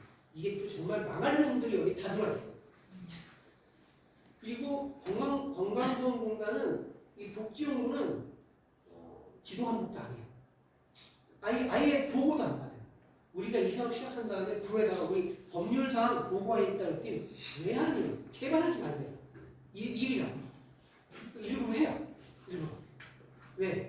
우리 할 테니까 우리 부에 30개가 있는데 여기 다 같이 해라. 그러니까 정말 어울려 있습니다. 이러한 사업들을 해보려고 하는 거죠. 두 번째는 아까 말씀드린 것처럼 방식을 과거처럼 사회복지 방식만 고집하면 이제 안 될 것 같은 거예요. 여기에 영리자본이 들어오고 대기업들이 들어와. 심지어는 미국의 본사가 있는 다국적 기업이에요. 그 2018년도에 강남에다가 많은 재가장비행기를 내는데 신문에 났어요. 황당하잖아요. 재가장비행 하는데 왜 신문에 났지? 그것도 흔히 이제 거시기 기업들이 하는 그런 경제신문에 났어요. 아 이거 그럼 광고비로 낸 건 뻔한 것 같은데 쭉 읽어봤더니 야마다 어쩌고저쩌고라고 하는 미국의 본사가 있는 회사인데 이 회사는 이제 유럽이나 호주 그래서 우리나라가 6번째 우리나라에 상륙했더라고요. 근데 이 회사를 봤더니 그 신문을 보니까 이 회사에 대한 설명을 봤더니 우리나라에 내기 전 미국에서의 연간 매출이 1조 8천이라는 거예요. 그런 회사가 우리나라에 와서 구멍가게 하고 경쟁하고 있는 거예요. 그 회사 지금 잘 되고 있습니다. 네, 그 동네 사람들은 미국을 선호해요. 그냥 안타깝게도 그렇게 이용을 합니다. 그러니까 그것을 비난하고 욕할 수 있지만 그걸 끝내면 안 되고 우리는 그럼 그 방식에 대해서 받을 수 있는 건 없을까 고민이 되는 겁니다. 그것이 제가 얘기한 아까 말씀드린 소셜 프랜차이즈라고 하는 최소한 우리는 돈 벌어서 키우려고 하는 게 목적이 아니면 적당한 규모가 연대해 있으면 됩니다. 지속 가능할 수 있는 규모를 만들어서 그 규모화되어 있는 일정 규모화되어 있는 적정 규모화되어 있는 그러한 제공 기관들이 한 곳이 아니라 공동의 브랜드를 쓰고 공동의 교육 훈련을 하고 공동의 철학과 신념을 가지고 유지하는 프랜차이즈라고 얘기하면 사람들이 가맹 사업하면 너가 왜 그걸 하니? 뭐 작년 말 국회에서 그 중서원에서 그 하는 사업이 이제 시작은 표준화 사업인데 내용이 가맹 사업이에요. 그러니까 민주당 의원들이 엄청나게 막 질문했어요. 그 사업 저희가 하고 있거든요. 그거 보면서 정말 저도 그래 그렇게 하실 수 있겠지. 근데 실은 이제 저는 이렇게 생각해요. 뭐냐면 가맹점 사업이라고 하는 그 본질적 내용, 즉 힘과 기술적 우위를 가지고 가맹점들을 하박으로 내려서 그 영업하고 그리고 이익을 탈취해내는 이런 것이 지금까지 그냥 만행해온 일이라고 하면 또 한편에서의 학자들은 프랜차이즈란 신념을 공유하는 거라고 얘기하거든요. 다시 말해서 본사가 어떠한 철학을 가지고 운영하냐에 따라서 방식을 좀 배울 수 있다고 생각을 해요. 그것이 다변화에 대한 시도라고 생각을 합니다. 그래서 과거에 말 많고 탈 많은 가맹점주들이 목매고 또 이 본사를 향해서 욕하고 이 나쁜 기름을 가지고 팔아먹고 뭐 이런 것들로서의 이미지가 있는 걸 생각할 것이 아니라 실제 그 기업들이 그렇게 기업의 어떤 그 성장하는 과정들에서 가졌었던 체계나 내용들 필요한 거라면 가질 수 있다. 다만 우리 것으로 만드는 과정이 필요하겠죠. 이런 고민들을 해야 된다는 것이고요. 이것이 이제 우리의 노력이라면 아까 말씀드린 것처럼 사회적으로 함께 해야 될 노력이 있는데 그것이 바로 비계층을 바라보는 시민들에 대한 질문입니다. 과연 정부가 돌봄에 대한 정책들이 흔들리지 않는가? 실은 정권이 바뀔 때마다 너무 흔들려요. 진보니 보수니 얘기하면서 늘상 얘기하는 것은 뭐 사회복지는 변하지 않고 천만에 엄청나게 바뀝니다. 저희가 그 박원순 시장이 계실 때 그 서울시에서 늘어난 여러 정책이 있지만 그 중에 가장 제가 굉장히 훌륭하다고 평가하는 정책 중에 하나가 노인 지원주택이에요. 이거는 어디에도 없는 정책입니다. 강원시장님이 지원주택을 하자라고 해서 노숙인들에게 주택을 제공하기 시작했고 장애인들에게 제공하고 그 다음에 마지막으로 지역사회에서 노인이 거주하려는 주택이 있어야 된다. 근데 현재 우리 주택 구조는 노인이 살기 너무 불편해요. 친절하지가 않아요. 그렇다면 노인에게 친절한 주택이 뭐냐? 그게 이제 지원주택이거든요. 노인이 거주하는 편한 구조로 만든 거예요. 이런 주택을 만들어서 운영을 했어요. 그래서 그것을 처음에 이제 뭐 준비하는 과정에 도우놀이를 파트너로 해서 다시 논의했죠. 그리고 처음에 40호, 20호, 40호 지금 한 90호까지 늘었는데 이것을 뭐 200호 늘리고 500호 하는 그 앞에 이제 일이 이렇게 되면서 지금 정리된 상태입니다. 다시 말해서 진보나 보수를 바꾸면 사회복지 영향을 안 받는 게 아니라 엄청나게 늘어납니다. 심지어 작년 말에는 국민의힘 의원분이 한 분이 상임위 자리에서 왜 이렇게 비싼 정책을 합니까? 라고 말 한마디에 노인지원주택 예산이 없어졌습니다. 이게 현실이에요. 다시 말해서 돌봄이라고 하는 것은 사회적으로 분명히 노인의 인구가 늘고 인간다운 사람들에 대해 국가가 규정해놓은 상위법, 기본법이 있음에도 불구하고 정권의 변화에 대해서 흔들리지 않는 돌봄을 어떻게 해요? 이것은 시민의 감시가 없으면 안 된다고 하는 거예요. 그래서 단순히 뭐 장기요양에서 누가 돈벌 이런 문제가 아니라 이것을 정책으로 바라보고 전체적인 그 정책의 흐름이 일관성 있게 가고 있는지에 대해서 지속적으로 봐요. 국가가 이 돌봄의 정책을 투자의 대상으로 보고 돈벌이 대상으로 보는 순간 사실 현장은 다 흔들리는 거예요. 안타깝게 지금 정부가 그 초입기에 있다. 밝히지는 않지만 흔들리는 게 있다고 하는 거고요. 두 번째는 우리 스스로가 돌봄에 대해서 저평가하고 있는 것은 아닌가. 아까 처음 시작 때 그런 말씀을 드렸잖아요. 돌봄이 정체화되기 전에도 가족 중에 누가 아프면 가족이 돌보자. 과거는 어떻게 됐냐면 딸, 며느리, 야, 너 저기 직장 그만. 아버지, 이랬잖아요. 요즘은 그렇게 얘기하면 많이 듣습니다. 요즘은 그렇게 얘기하면 어떻게 얘기하냐면 다 모여봐. 수입가, 월급 제일 적은 사람. 뭐 쉬어. 그러고 그 얘기는 뭐냐? 돌봄을 그 정도로 숫자로 평가하는 거예요. 가장 못 버는 것 정도로 여기 투자하지 굳이 돈 많이 해서 이거 의미 없어? 이렇게 본다는 거거든요. 사실 이 인식이 바뀌기 전에는 우리 노인분들이나 어르신분들이 좋은 돌봄을 받기 굉장히 어렵습니다. 지금 현실이 그렇습니다. 아까 말씀드렸죠? 서울에서 돌봄을 제공하나 저기 지방에 제공하나 통일하더라. 20년 된 요양보호사나 어저께 자격증을 취득한 사람이 같은 급여를 받더라. 왜? 국가가 가족정책을 쓰는데 이 국가의 가족정책은 뭐라고 얘기하냐? 장기요양위원회에서 그렇게 본다는 거예요. 근데 장기요양위원회에 매우 구체적인 소비자 조직 대표가 들어가 있습니다. 누가 들어가 있습니까? 노인의 대표 들어가 있죠. 노동조합 대표 들어가 있습니다. 민원局대표 들어가 있어요. 여기에. 거기에서 그렇게 결정하는 거예요. 우리의 상식과 인식이 돌봄을 제공하는 노동자는 최저임금 받아도 돼 라고 생각하는 내용이 변하지 않으나 사실 이 비대칭이 변화되지 않을 것이다. 이러한 것들을 그럼 어떻게 바뀔 거냐? 매우 거대한 공론장이 필요할 것이다.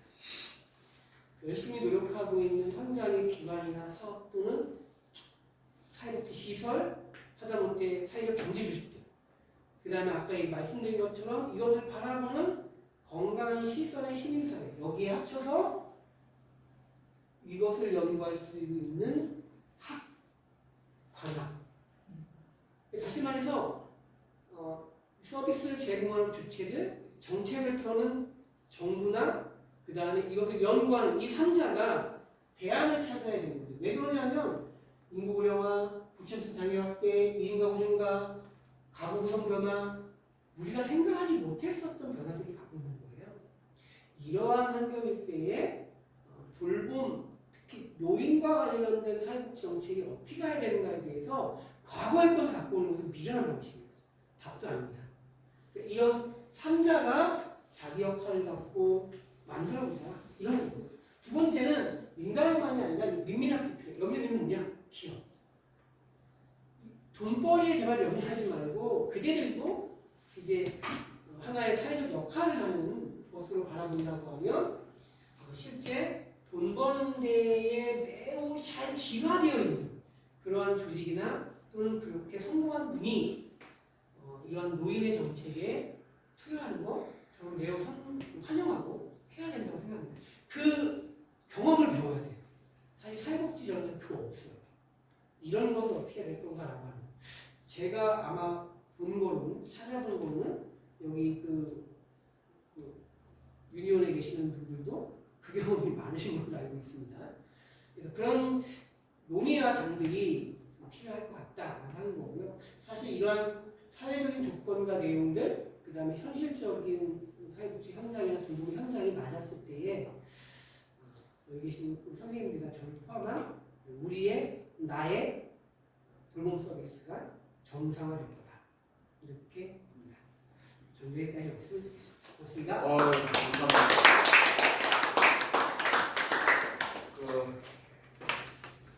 저 개인적으로는 돌봄에 대해서 그냥 무시하는데 오늘 너무 많은 정보가 이게 그 돌봄의 어떤 개념, 범위, 그리고 현재 돌봄이 돌아간 한국의 구조적인 문제, 사례에서의 우리 저기 오누리의 현황, 정책 과제, 그리고 우리의 자세 이런 폭넓게 말씀해 주셨는데요. 아주 편하게 자유롭게 질문부터 의견 질문 자유롭게 좀 해주십시오. 그럴까요? 그럴까요? 5분 쉬었다가 전부 다 그렇게 하고 있거든요. 말로는 주거 기반을 한다고 하지만 일상돌봄을 그게 이제 법이 그 지역 통합 지원에 관한 법률이에요. 근데 앞에 의료하고 요양을 붙여놓고 확 죽여버리고 그리고 5대 서비스라고 표현하고 주거는 빼버렸어요. 그리고 주무부서를 복지부에 노인과로 했습니다.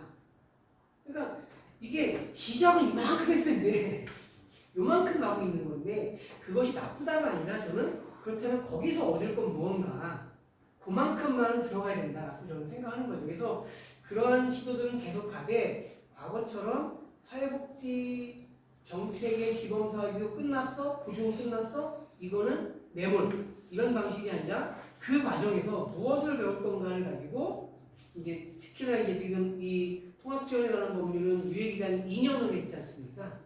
26년까지 우리가 해야 할 일이 그거라고 생각하는 겁니다.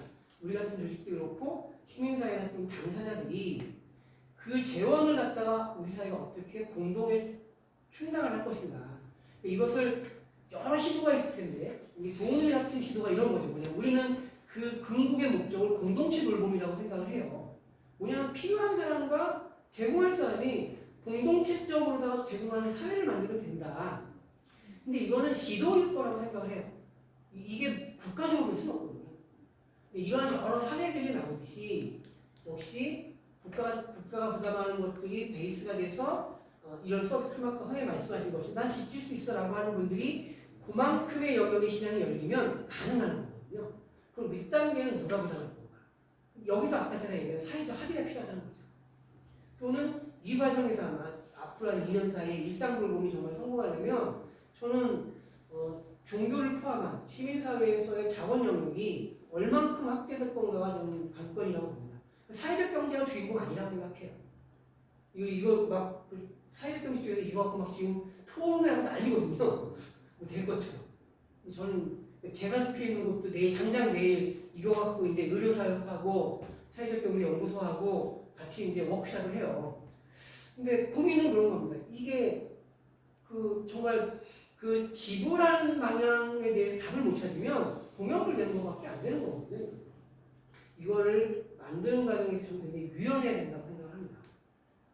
요즘에서 잠깐 몰랐던 가지 지금 우리 도누리 입장에서는 지금 제가 잘 모르는데요. 일단 국가가 지원하는 기본 비용 그게 아까 운영하는 거잖아요, 주로.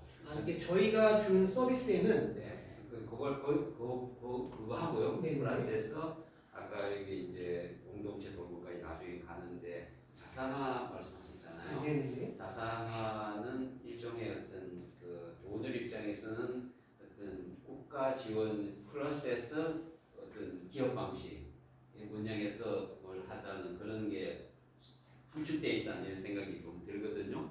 그래서 기업 방식이 우리가 같이 유연하게 가야 된다고 저는 이해했는데 현재 도누리는 그 재원 서비스를 어떤 식으로 구성하고 있고 자산화와 관련 사업을 어떻게 이런 거좀 노인에 대한 서비스만 제가 예를 들면 도누리가 제공하는 노인 서비스에는 이제 이것을 그 지급 방식에 따라서 원조 방식의 서비스 또는 바우처 방식의 서비스 또는 사회보험 방식의 서비스 또는 이제 그 자본 방식의 서비스 마지막에 공동체 방식이라고 얘기해. 학계에서는 이 부분은 그냥 비주류입니다. 근데 앞에까지는 이제 정설처럼 이렇게 서로 나누는 얘기예요. 원조 방식이 뭐냐면 국가가 우리 세금으로 부담하는 겁니다. 이럴 때에는 특정 노인을 정하죠. 그러니까 그 재산소득, 그 다음에 독고여야 된다, 연령 이런 거죠. 현재는 어떻게 됐냐면 2020년 이전까지는 이 영역이 매우 여러 가지를 찢어져 있었어요. 노인들은 기초, 노인들은 종합, 독거노인, 그 다음에 뭐 재가 막 있었는데 2020년부터 이거 전부 통합합니다. 그 통합한 걸 뭐라고 부르냐면 노인 맞춤 돌봄 서비스라고 얘기를 합니다. 이게 기본에 깔려 있는 겁니다. 이 대상은 뭐냐? 기초 노령연금을 받는 재산소득, 그 다음에 혼자 있거나 고령 부부로만 구성된 세대 이렇게 지정을 해놨어요. 요 노인분들에 대해서는 100% 국가가 비용을 부담하는 거죠. 근데 이걸 누가 제공할 거니라고 하는 것을 제공기관을 공모합니다. 도누리 그 중에 한 기관이에요. 그러니까 광진구에는 2기관이 지정되어 있는데 우리가 한 기관인 겁니다. 그러니까 여기에서는 우리가 고용을 했지만 사실 이 사람은 보조금을 일자리 만드는 거기 때문에 이 사람의 처우는 약간 좀 차이가 있어요. 그러니까 그것이 이제 하나의 말씀하신 부담. 그걸 노인 맞춤 돌봄. 그 다음에 이 노인 맞춤 돌봄에서 서비스를 못 받는 분들은 결국은 아까 얘기한 소득 수준이 높거나 또는 부양가족이 같이 사는 경우예요. 이런 경우에는 결국은 그 일상에 대한 부분을 스스로 책임자라고 얘기하는 게 맞습니다. 이런 형태고요. 두 번째는 거동도가 많이 불편해져서 장기간 등급을 받게 됐어요. 그러면 이 서비스 못 받게 됩니다. 그러니까 이 서비스를 못 받고 장기요양 서비스를 넘어가는 거예요. 이때는 비용을 누가 되는 거냐? 이제 전 국민이 되는 거죠. 이게 이제 사회보험입니다. 그러니까 노인장기 요양보험에 의해서 가는 거죠. 이때의 부담자를 보면은 조세에 의해서 국가가 넣는 것이 앞이었다면 여기는 사회보험에 의해서 모든 국민이 하고 건강보험공단이 관리를 합니다. 그 다음에 일부는 본인이 내고 본인이 내는 걸 부담 못하는 사람에 대해서는 국가가 내주는 겁니다. 그러니까 이때는 부담자가 3개가 되는 거죠. 조세가 아니라 사회보험료, 본인, 그 다음에 국가. 근데 가장 많은 건 사회보험료가 되는 거죠. 이런 방식이 이제 장기요양입니다. 지금 노인들 보면 이 2가지로 되어 있고요. 그 나머지는 뭐냐? 개별 서비스가 필요하다는 거에 대해서 사회복지 영역에서 하나의 이제 조그만 공모사업 또는 지자체 사업들로다가 시도되고 있는 겁니다. 예를 들면 뭐 가정봉사 또는 뭐 도시락 배달 또는 뭐 아까 말씀드린 것처럼 일상돌봄에서 뭐 심부름 이런 것들 조금씩 하는 거고, 그다음에 지자체에서 지방비를 가지고 아까 이제 지역사회를 근거해서 내가 거주하는 집이라고 했기 때문에 시군구가 가장 중요한 주체가 되는 거예요. 그러니까 시군구 차원에서 그러한 지역사회 통합돌봄에 필요한 것을 지자체 사장에 따라서 일부가 들어오는 서비스들이 생깁니다. 여기에 이제 여러 시도들이 생겨요. 예를 들면 도 차원에서 시도되는 것 중에 재미있었던 것 중에 하나는 충남의 그전 이분이 양승조. 네, 양승조 그 지사가 되실 때 만들어진 게 뭐였냐면 청소 서비스를 만들었어요. 그 정말 생각지 않은 거였거든요. 그러니까 그 단위별로 지자체별로 시도에서 이 돈 붙여. 근데 청소를 할 수 없는 분들에게 청소하는 서비스 주자. 이런 서비스가 한번 됐었어요. 물론 이런 서비스들은 금방 일몰해버립니다. 이런 것들은 이제 다양하게 있는 거죠. 그래서 아까 말씀드린 것처럼 장기요양이나 보험이라는 방식과 노인 맞춤이라고 원조 방식이라는 큰 틀을 했을 때에 그 외에 일상생활에 필요한 것들이 이제 지금 논의되고 있는 그런 통합적으로 여러 내용들이거든요. 근데 이 기반은 죽어야 된다라고 하는 것은 다 동의가 됩니다. 그다음에 그 자산화는 조금 그 선생님 알고 계시는 거하고는 좀 다른데요. 정부가 자산화하는데 자본으로 들어오는 거는 그 정말 10원 하나 없습니다. 왜냐하면 자산화했을 때에는 결국은 자본이 되는 거기 때문에 조세가 일로 들어와 버리면 그러면 이 돈이 그냥 전이되는 게 되는 거기 때문에 그 법상 될 수가 없어요. 이것을 이제 중간에 거점을 두고 갈아타는 경우는 나옵니다. 예를 들면 사업비를 줬는데 그 사업비를 남겨서 이런 경우들은 제가 왕왕 봤어요.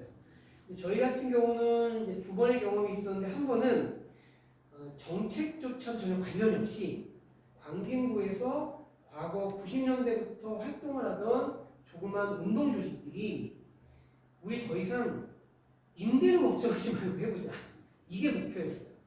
그래서 광진 주민연대라고 하는 단체를 중심으로 해서 한 8개 단체들이 모여가지고 보증금 모으고 그 다음에 그 은행에서 23억 대출 받고 해가지고서는 건물을 산 겁니다.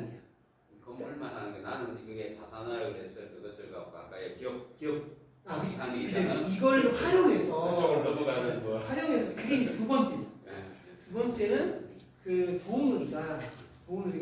도우누리 사업을 하는 공간을 생각하는 겁니다. 이 공간을 임대해서 하니까 임대료를 줄이면 그러면 하나는 우리가 마음에 드는 공간을 디자인할 수 있고 두 번째는 그러니까 무이자산이니까 뭐 은행 대출만 생각하면 되니까 결국 이거 사업을 하기 위해서 두 번째 자산을 한 거예요. 그런데 여기에는 이제 저희가 정책을 최대한 활용했습니다.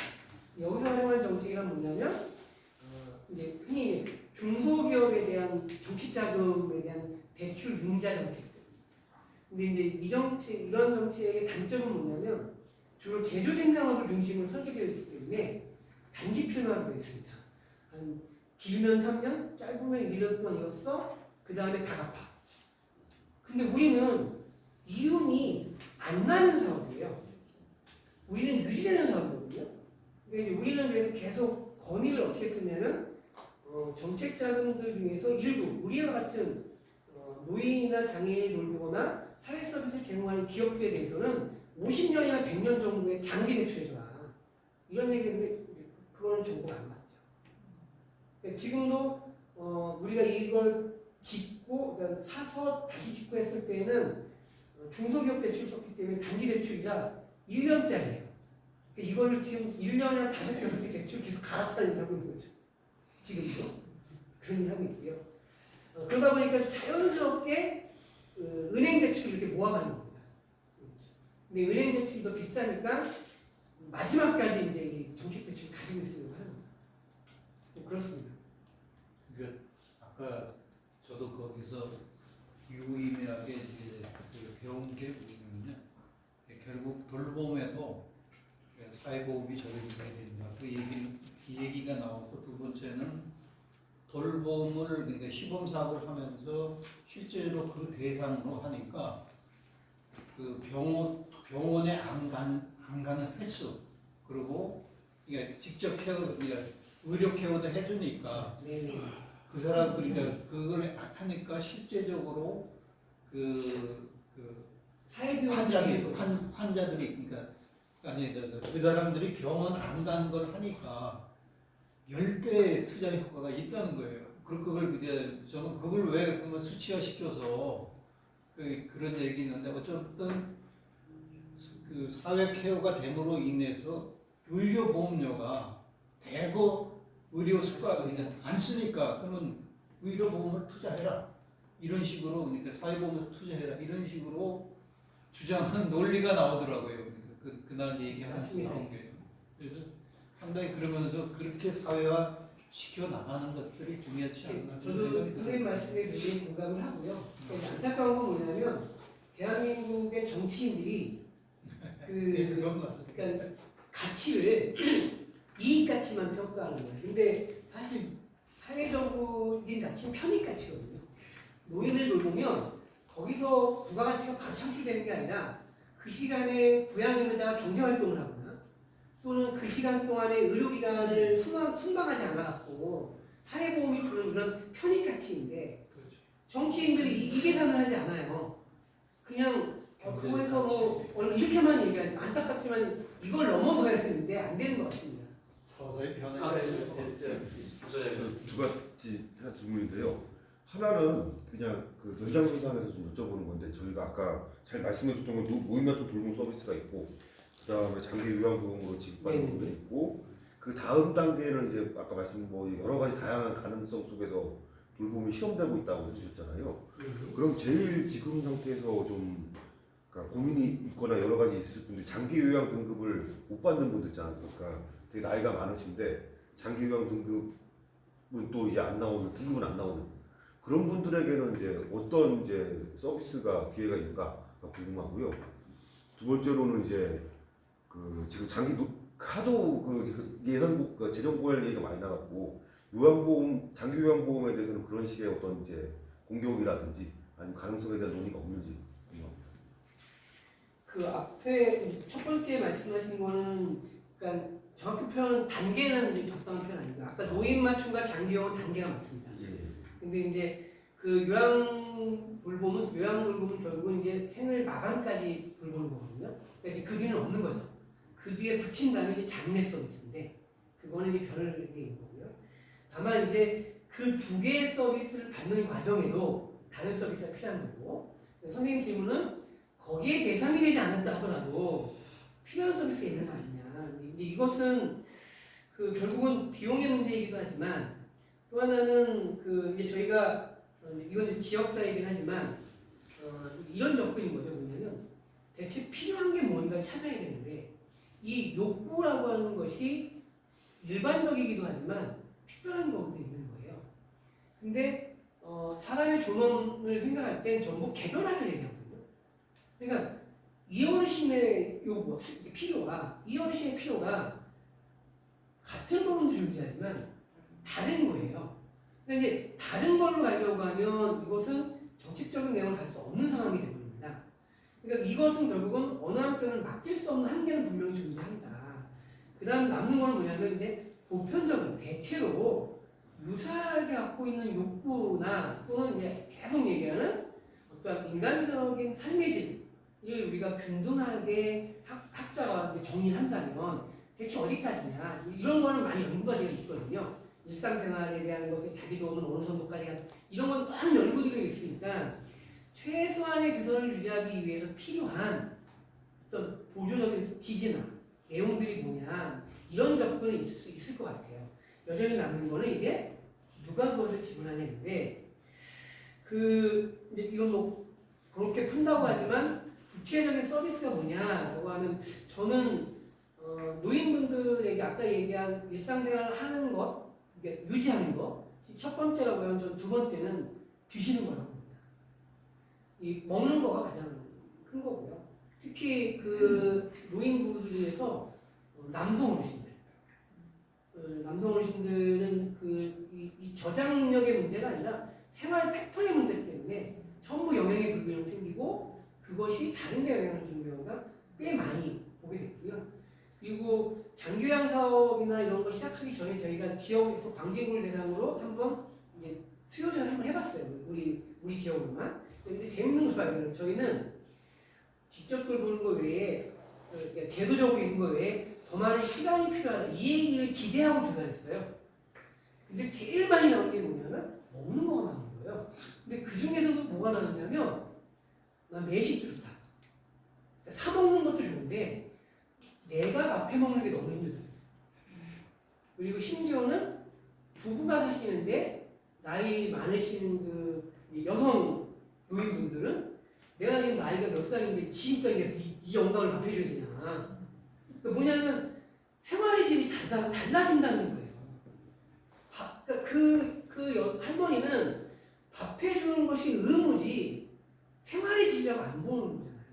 해왔더니 몇십 년 하겠습니다. 그러니까 어떻게 보면 저는 나이 드신 분들이 그 말씀하세요. 나이 드신 분들이 아마도 일상생활을 유지하는 거에 이동, 그 다음에 생활에 필요한 그 일상적인 거에 어떤 지원, 가사 뭐 이런 거 더하기 저는 이제 먹는 건데 문제는 먹는 거는 비용이 많이 들어간다는 단점이 있어요. 저는 이것은 지역사회에서 저는 해결할 수밖에 없다고 봐요. 그러니까 저는 여러 가지 가능하다고 보거든요. 뭐 예를 들면 저는 먹는 문제라고 하면 결국은 생계비나 기초연금하고 난 연동지어야 된다고 생각하거든요. 그것을 국가 차원에서 연동한다가 아니라 본인이 그걸 어떻게 쓸 것인가.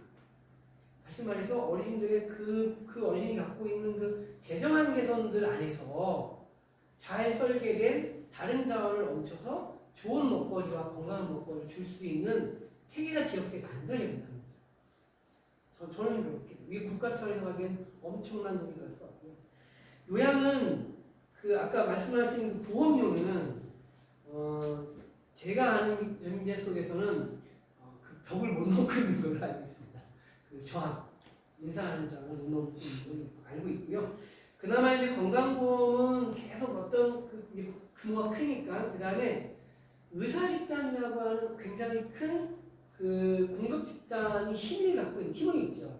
장기요양에는 힘 있는 공급 집단이 없습니다. 그 대상이 없어요. 거기. 그걸 결정짓는 장기요양 조직에 들어가 있는 그 구성원들을 보면 그렇게 힘 있는 조직이 없어요. 그러니까 정부의 정책이 가장 큰 방향성인데 그러지 못하고 있고, 그다음에 저는 개인적으로 거기에 기대거는 거에 이제 노동자 대표인데 거기는 이제 또 하나는 그 노동자의 어떻게 치면 이제 흔히 얘기하는 유리지갑이라고 얘기하는 것 속에서의 그 요일 인상이라고 하는 건 좀 쉽게 만들 수 있는 부분이 아닌 거죠. 근데 이제 그러한 참 한계에 막 부딪혀 있는 것 같습니다. 다행인 건 장기요양보험은 계속 흑자입니다. 작년에 그 사상 최대 흑자라고 얘기했습니다. 이건 전체 볼륨이 어느 정도 되는지 아세요? 그 노인 그 더 들어가는데 60중인가 80중인가 60중. 지금 사이에 아니 네. 1년. 1년에 들어오는 네. 아니 그 건강보험료가 80조가 되고 건강보험료 13% 정도가 예. 장기보험료 이렇게 한 6.5조 정도. 이제 계속 잉여. 근데 그게 총 인데 그게 뭐 쌓여봐야 뭐 16년 쌓여가지고 1조씩 쌓여가 16조밖에 안. 그 정도는 안 되는 것 같고요. 그 정도는 안 되는 것 같고 잘 아시는 거예요. 그 정도는 안 되는데 그러니까 그 어쨌든 그러니까 뭐냐면 이게 통제한다. 그러니까 저는 국가 관리한다는 거하는 의심을 얘기하는 거예요. 등급 숫자, 등급률. 그러니까 뭐냐면 등급 신청한 사람과 등급을 받은 사람 간에는 갭이 늘 존재하는 거고, 그 사실 이것이 커질 때 여기가 흑자가 되고 여기가 적어지면 적자가 되는 거예요. 이런 거. 물론 건강보험도 당연히 적자고 그 적자를 국가가 메워야 된다고 저는 생각을 하는데 그렇게 안 하려고 이렇게 운영하니까 문제가 되는 거잖아요. 네, 하여튼 그렇습니다. 제가 하나 여쭤보겠습니다. 지금 노인들이 사실 시설에 가는 거를 굉장히 싫어하잖아요. 그냥 내가 살던 곳에서 살다 죽고 싶다는 그 욕구는 굉장히 강한데 비해서 또 사회성이 없기 때문에 혼자 사는 방법도 상당히 부족한 상황이고, 그래서 돌봄을 제대로 이제 자기가 수용하지도 못하고 이런 상황에서 사실은 이제 제일 중요한 거는 이제 전원과 인권인데, 그것이 지금 정부 정책에서 기존 시설에 그 막대한 예산이 들어가고 이렇게 개인으로 돌봄이나 가정에서 좀 편안하게 살 수 있는 그런 쪽이 지금 예산이 굉장히 부족하다고 할까. 또 방향이 그렇게 가야 되는데 그런 부분들을 하기 위해서는 뭐 스스로 노인 스스로도 그렇고 이런 사업하시는 그 분들도 그렇고, 그래서 그런 정책을 좀 큰 시설보다는 시설에 꼭 가야 된다면 작은 시설에서 가족 관계 정도로 해서 이렇게 한다거나 좀 그런 정책이 바뀌어야 될 것 같은데, 그렇게 하기 위해서 좀 이게 하나의 운동으로 가야 되는데 지금 저는 굉장히 이렇게 가야 된다고 하면서도 너무 캄캄해요 사실은. 그래서 어떻게 더 좀 활발하게 갈 수 있겠는지 네.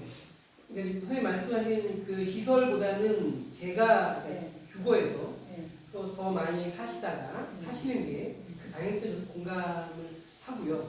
그다음에 지역사회 통합구분이 지역사회 내 주거 거주 이제 주택에서 살다가 생을 마감하는 또는 마지막에 시설을 이용하는 거에 대해서 공감하지만 이것이 시설을 없애거나 불필요하다고 얘기하는 것은 아닙니다. 다른 문제라고 생각해요. 지금 이제 말씀하시는 거에서 일단 저는 정서적인 거를 먼저 얘기하고 싶어요. 왜냐하면 여기 계시는 선생님들 정도의 세대는요 시설에 대해서의 거부감 가지고 계십니다. 그 당연하다고. 그러니까 그건 그 관습적 학습을 좀 받았다고 생각을 해요. 시설에 들어가는 건 버려지는 거야. 나는 내가 부모님을 모셨듯이 당연히 내 자식이 나를 모셔야 되는데 내 자식이 나를 버린 거야라는 인식이 그렇게 만들었다고 생각을 해요. 근데 지금 예를 들면 최근 들어서의 흐름들 보면 자식들하고 같이 안 살려고 하시잖아요.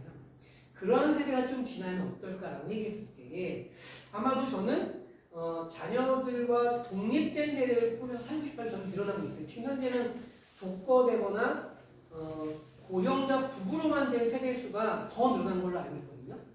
그 세대가 늘어났을 때 그분들의 선택은 전 시설 선택할 수 있다고 생각을 하는 겁니다.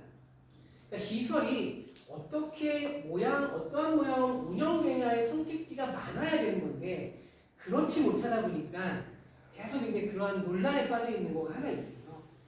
두 번째는 너무너무 안타깝게도 돈이 그쪽으로 많이 간다가 아니라 굉장하게 얘기하면 그 정부 보험은 아니고요. 보험이니까 전화 여기 계신 분들 보험이 낸 거죠.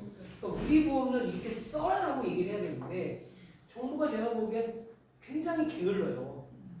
어디서 베껴온 거 하나 갖다가 그냥 두고 가는 거예요. 근데 베껴온 것도 제대로 베껴온 것 같지도 않아요.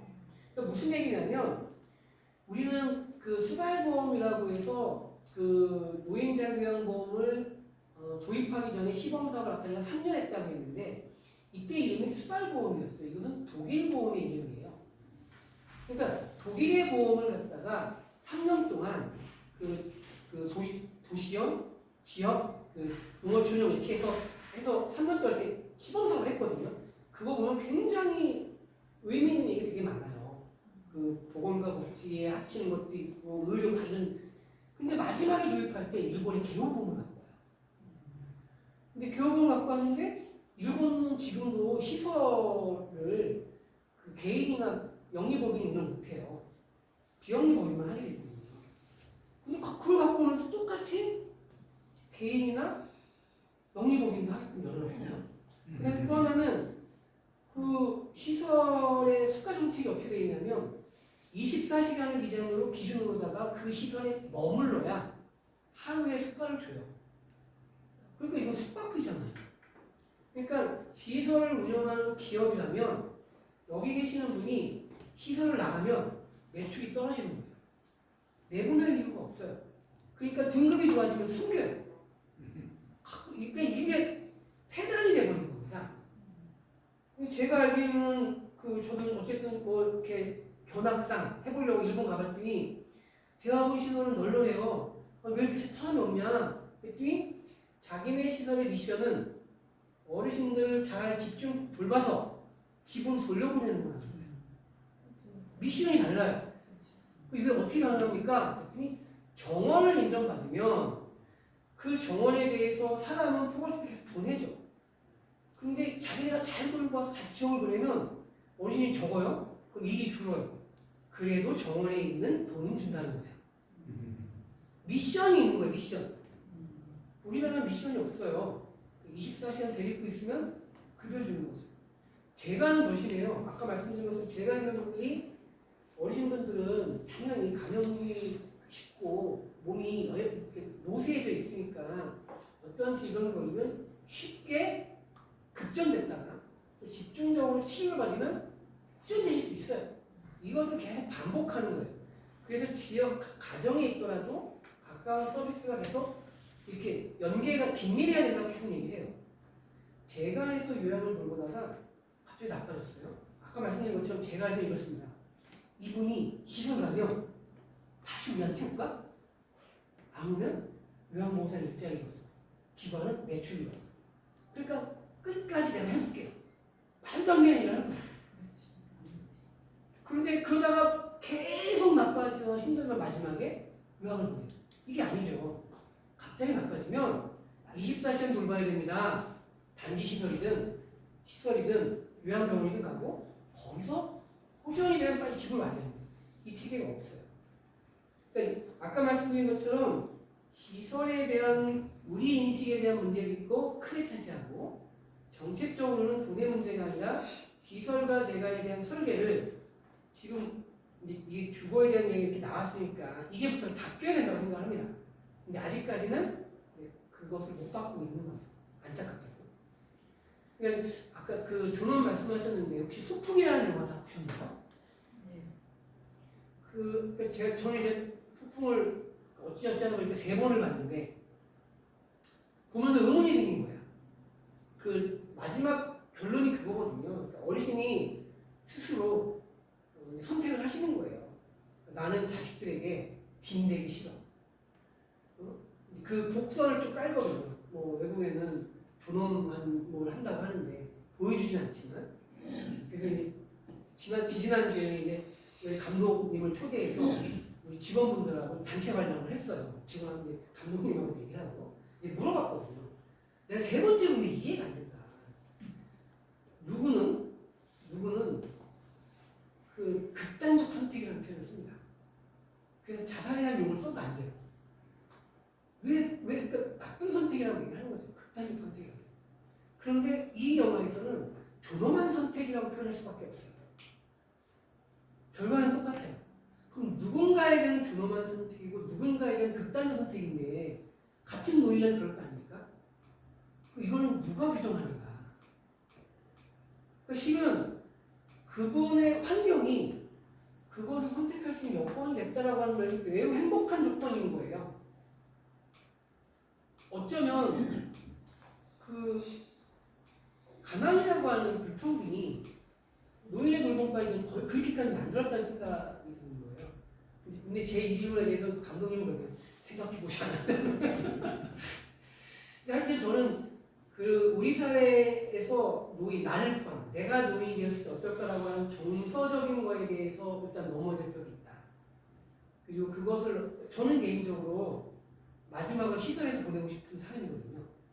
근데 내가 생각하는 시설은 달라요. 그러니까 지금 있는 그런 시설이 아니라 그런 공동체적 시설을 만들고 싶은 거예요. 공동체 시설. 이런 거죠. 그리고 똑같은 게 이런 것 같아요. 요즘 이제 돌봄 로봇 얘기 많이 합니다. IT 얘기하고 로봇 얘기 많이 해요. 그러니까 한 몇 년 전에 그 미래 돌봄에 대한 그러니까 미래 무슨 포럼을 하는데 주제가 돌봄이었어요. 그래서 한국연사를 어떻게 해서 제가 초대받았었고 일본에서 왔는데 일본에서 로봇 돌봄을 가지고 온 거예요. 한참 얘기하다가 좀 도저히 이해가 안 돼갖고 우리나라의 정서는 사람이 돌보는 거라서 우리는 늘 이 손끝 사람을 굉장히 중요하게 여기는데 대체 돌봄이 그게 가능하냐? 그때 그 일본인이 이렇게 번역을 드린 얘기예요. 이렇게 얘기하더라고요. 자기 나이만 해도 이분이 나이가 이제 40대 후반이에요. 자기 나이만 해도 그러니까 태어나서 성장하면서 아톰과 도라에몽을 친구처럼 지냈다는 거예요. 그래서 로봇이 친구가 사람처럼 생각합니다. 그래서 병원에서 로봇이 들고 움직이고 지금 그 화장실 보낼 때 로봇이 하거든요. 실제로 기저귀 가는 것도 로봇이에요. 그런 것을 하는 거에 익숙하다고 얘기를 하는 거예요. 그럼 그 사람 말대로 하면 그 문화기관이 그 사람이 자기 후반이 그러니까 2세대잖아요. 30년, 30년. 2세대 정도의 그런 문화가 있어야 정서가 생긴다라고 하는 거거든요. 시설도 그런 것 같아요. 제가 일본 만화 중에 그 포뇨라고 하는 만화가 있는데 그 배경이 요양원이에요. 그 요양원은 너무 자유롭거든요. 너무 자유롭고 너무 행복한 노인들이 계시는 거죠. 지역사회하고 소통하고. 그러니까 아이들이 기피하는 게 아니라 가고 싶어하고. 그거는 우리가 만들어야 될 과제인 것 같아요. 좀 제가- 빠져드는데요. 제가 지금 우리가 시작한 지 딱 2시간이 됐거든요. 근데 굉장히 몰입이 네, 질문 한 두 가지만 더 하거든요. 질문보다도 이제서야 제가 이제 이해된 부분이 있는데 그게 뭐냐 그러면 지난번 그 총선 이전에 그러니까 이제 그 민주당과 이렇게 그 시민사회단체 이렇게 대해서 그 정책 그 토론회를 했었을 때 지금 시민사회단체 몫으로 민주당 비례대표로 들어간 그 김윤 교수 서울대학교 의과대학 의료관리학 그 전문가잖아요 양반이 그 의료 전달 체계랄지 이런 부분 저출생 고령화 이 주제로 이렇게 했었을 때 요양병원과 요양원이 바뀌어야 된다. 그러니까 이제 이해가 돼요. 요양병원에 가야 할 사람들이 요양원에 가 있고 요양원에 갈 사람들이 요양병원에 가 있다는 거예요. 지금 그런 시스템 많이 있습니다. 예. 그러니까 이제 이 부분은 이제 그 양반이 이제 그 정책을 이제 제도를 이제 만들어낼 것 같은 느낌이 드는데 그러니까 제가 이제 그 어머니께서 워커힐 그 요양원 워커힐 그 워커힐 병원이 두 곳입니다. 아니 그 동물원에 있는 게 있고 산 위에 있는 게. 그 산 위에 있는 거, 그 대한민국에서 최고 좋다고 가지고 해외에서도 견학을 많이 오고 이제 그럴 텐데 거기서 증축을 워낙 이제 들어가기 힘드니까 증축하는 과정에서 잠깐 나온 사이에 제 어머님이 이제 다른 시설이 좀 안 좋다 보니까 거기서 돌아가셨어요. 서비스 자체가 달라버리니까 이쪽에서 그걸 레시피랑 거랑 전부 다 줘도 이쪽에서 감당을 못해. 운영 주체가 이제 거기는 사회복지법인이. 예, 그거는 원체 그 대학병원보다 더 좋을 정도로 그 복도도 넓고 이렇게 좋은데도 그럼에도 불구하고 지금 이렇게 김윤 교수가 말한 것도 오늘 이거 나온 거고 우리 이사장님께서 일본도 그것도 뭐 이렇게 또 얘기를 하다 보니까 이제서 이제 이해가 되는데 워커힐 그 실버타운 정도가 그러니까 요양병원에 있을 사람들이 이쪽에 가서 여러 가지 활동도 하면서 그러니까 막 레크레이션도 하면서 워커힐 실버타운은 레크레이션 센터 같은 것도 있잖아요. 그 룸도 있고 이렇게 요양병원 같이 어느 정도 그 체력 그 단련 그런 것도 만들어졌는데 그건 무용지물인데 사실은 그쪽에서는 그거는 이 체계가 바뀌어지면 이제 그런 것이 되겠다라는 이런 생각이 되는 거예요. 그래서 그 부분을 우리 이사장님께서 전적으로 김윤 교수로 이렇게 한번 머리를 맞대고 체계를 바꾸는 데 한번 그건 아시겠죠. 우리 아시겠죠. 시간이 좀 많이 됐는데요. 좀 질문 있으신 분은 저녁 식사 시간을 같이 하면서 좀 얘기를 들어도 좋겠고 마지막은 내가 질문이라고 그럴까? 우리 이사장님이 아까 프랜차이즈 소셜 프랜차이즈 있잖아요. 그게 결국 그 공동체적 돌봄으로 가는 이게 프랜차이즈인데 그거에 대해서 약간 여기 관심 있는 분 좀 있을 것 같은데 좀 홍보. 프랜차이즈 그러니까 사회적 소셜 프랜차이즈하고 그 공동체적 돌봄하고 좀 차이가 있고요. 다른 거고요. 그 소셜 프랜차이즈를 말씀드리는 것은 장기 요양 사업이 정말 너무 심각하게 공급기관 수요가 늘어나 있고 그 다음에 비정상적이에요. 그러니까 뭐냐면 가족 창업을 했는데 망하지 않습니다. 망해야 되거든요. 안 망해요. 그냥 이상한 거죠. 그냥 유지를 해요. 실은 제대로 된 제가 여기서 기업이라는 표현을 쓰는 것은 시스템을 얘기하는 겁니다. 그냥 그러니까 우리가 서비스의 철학과 정신이 있고 조직은 기업이 운영돼야 되는 방식이어야 된다고 저는 보고 있거든요.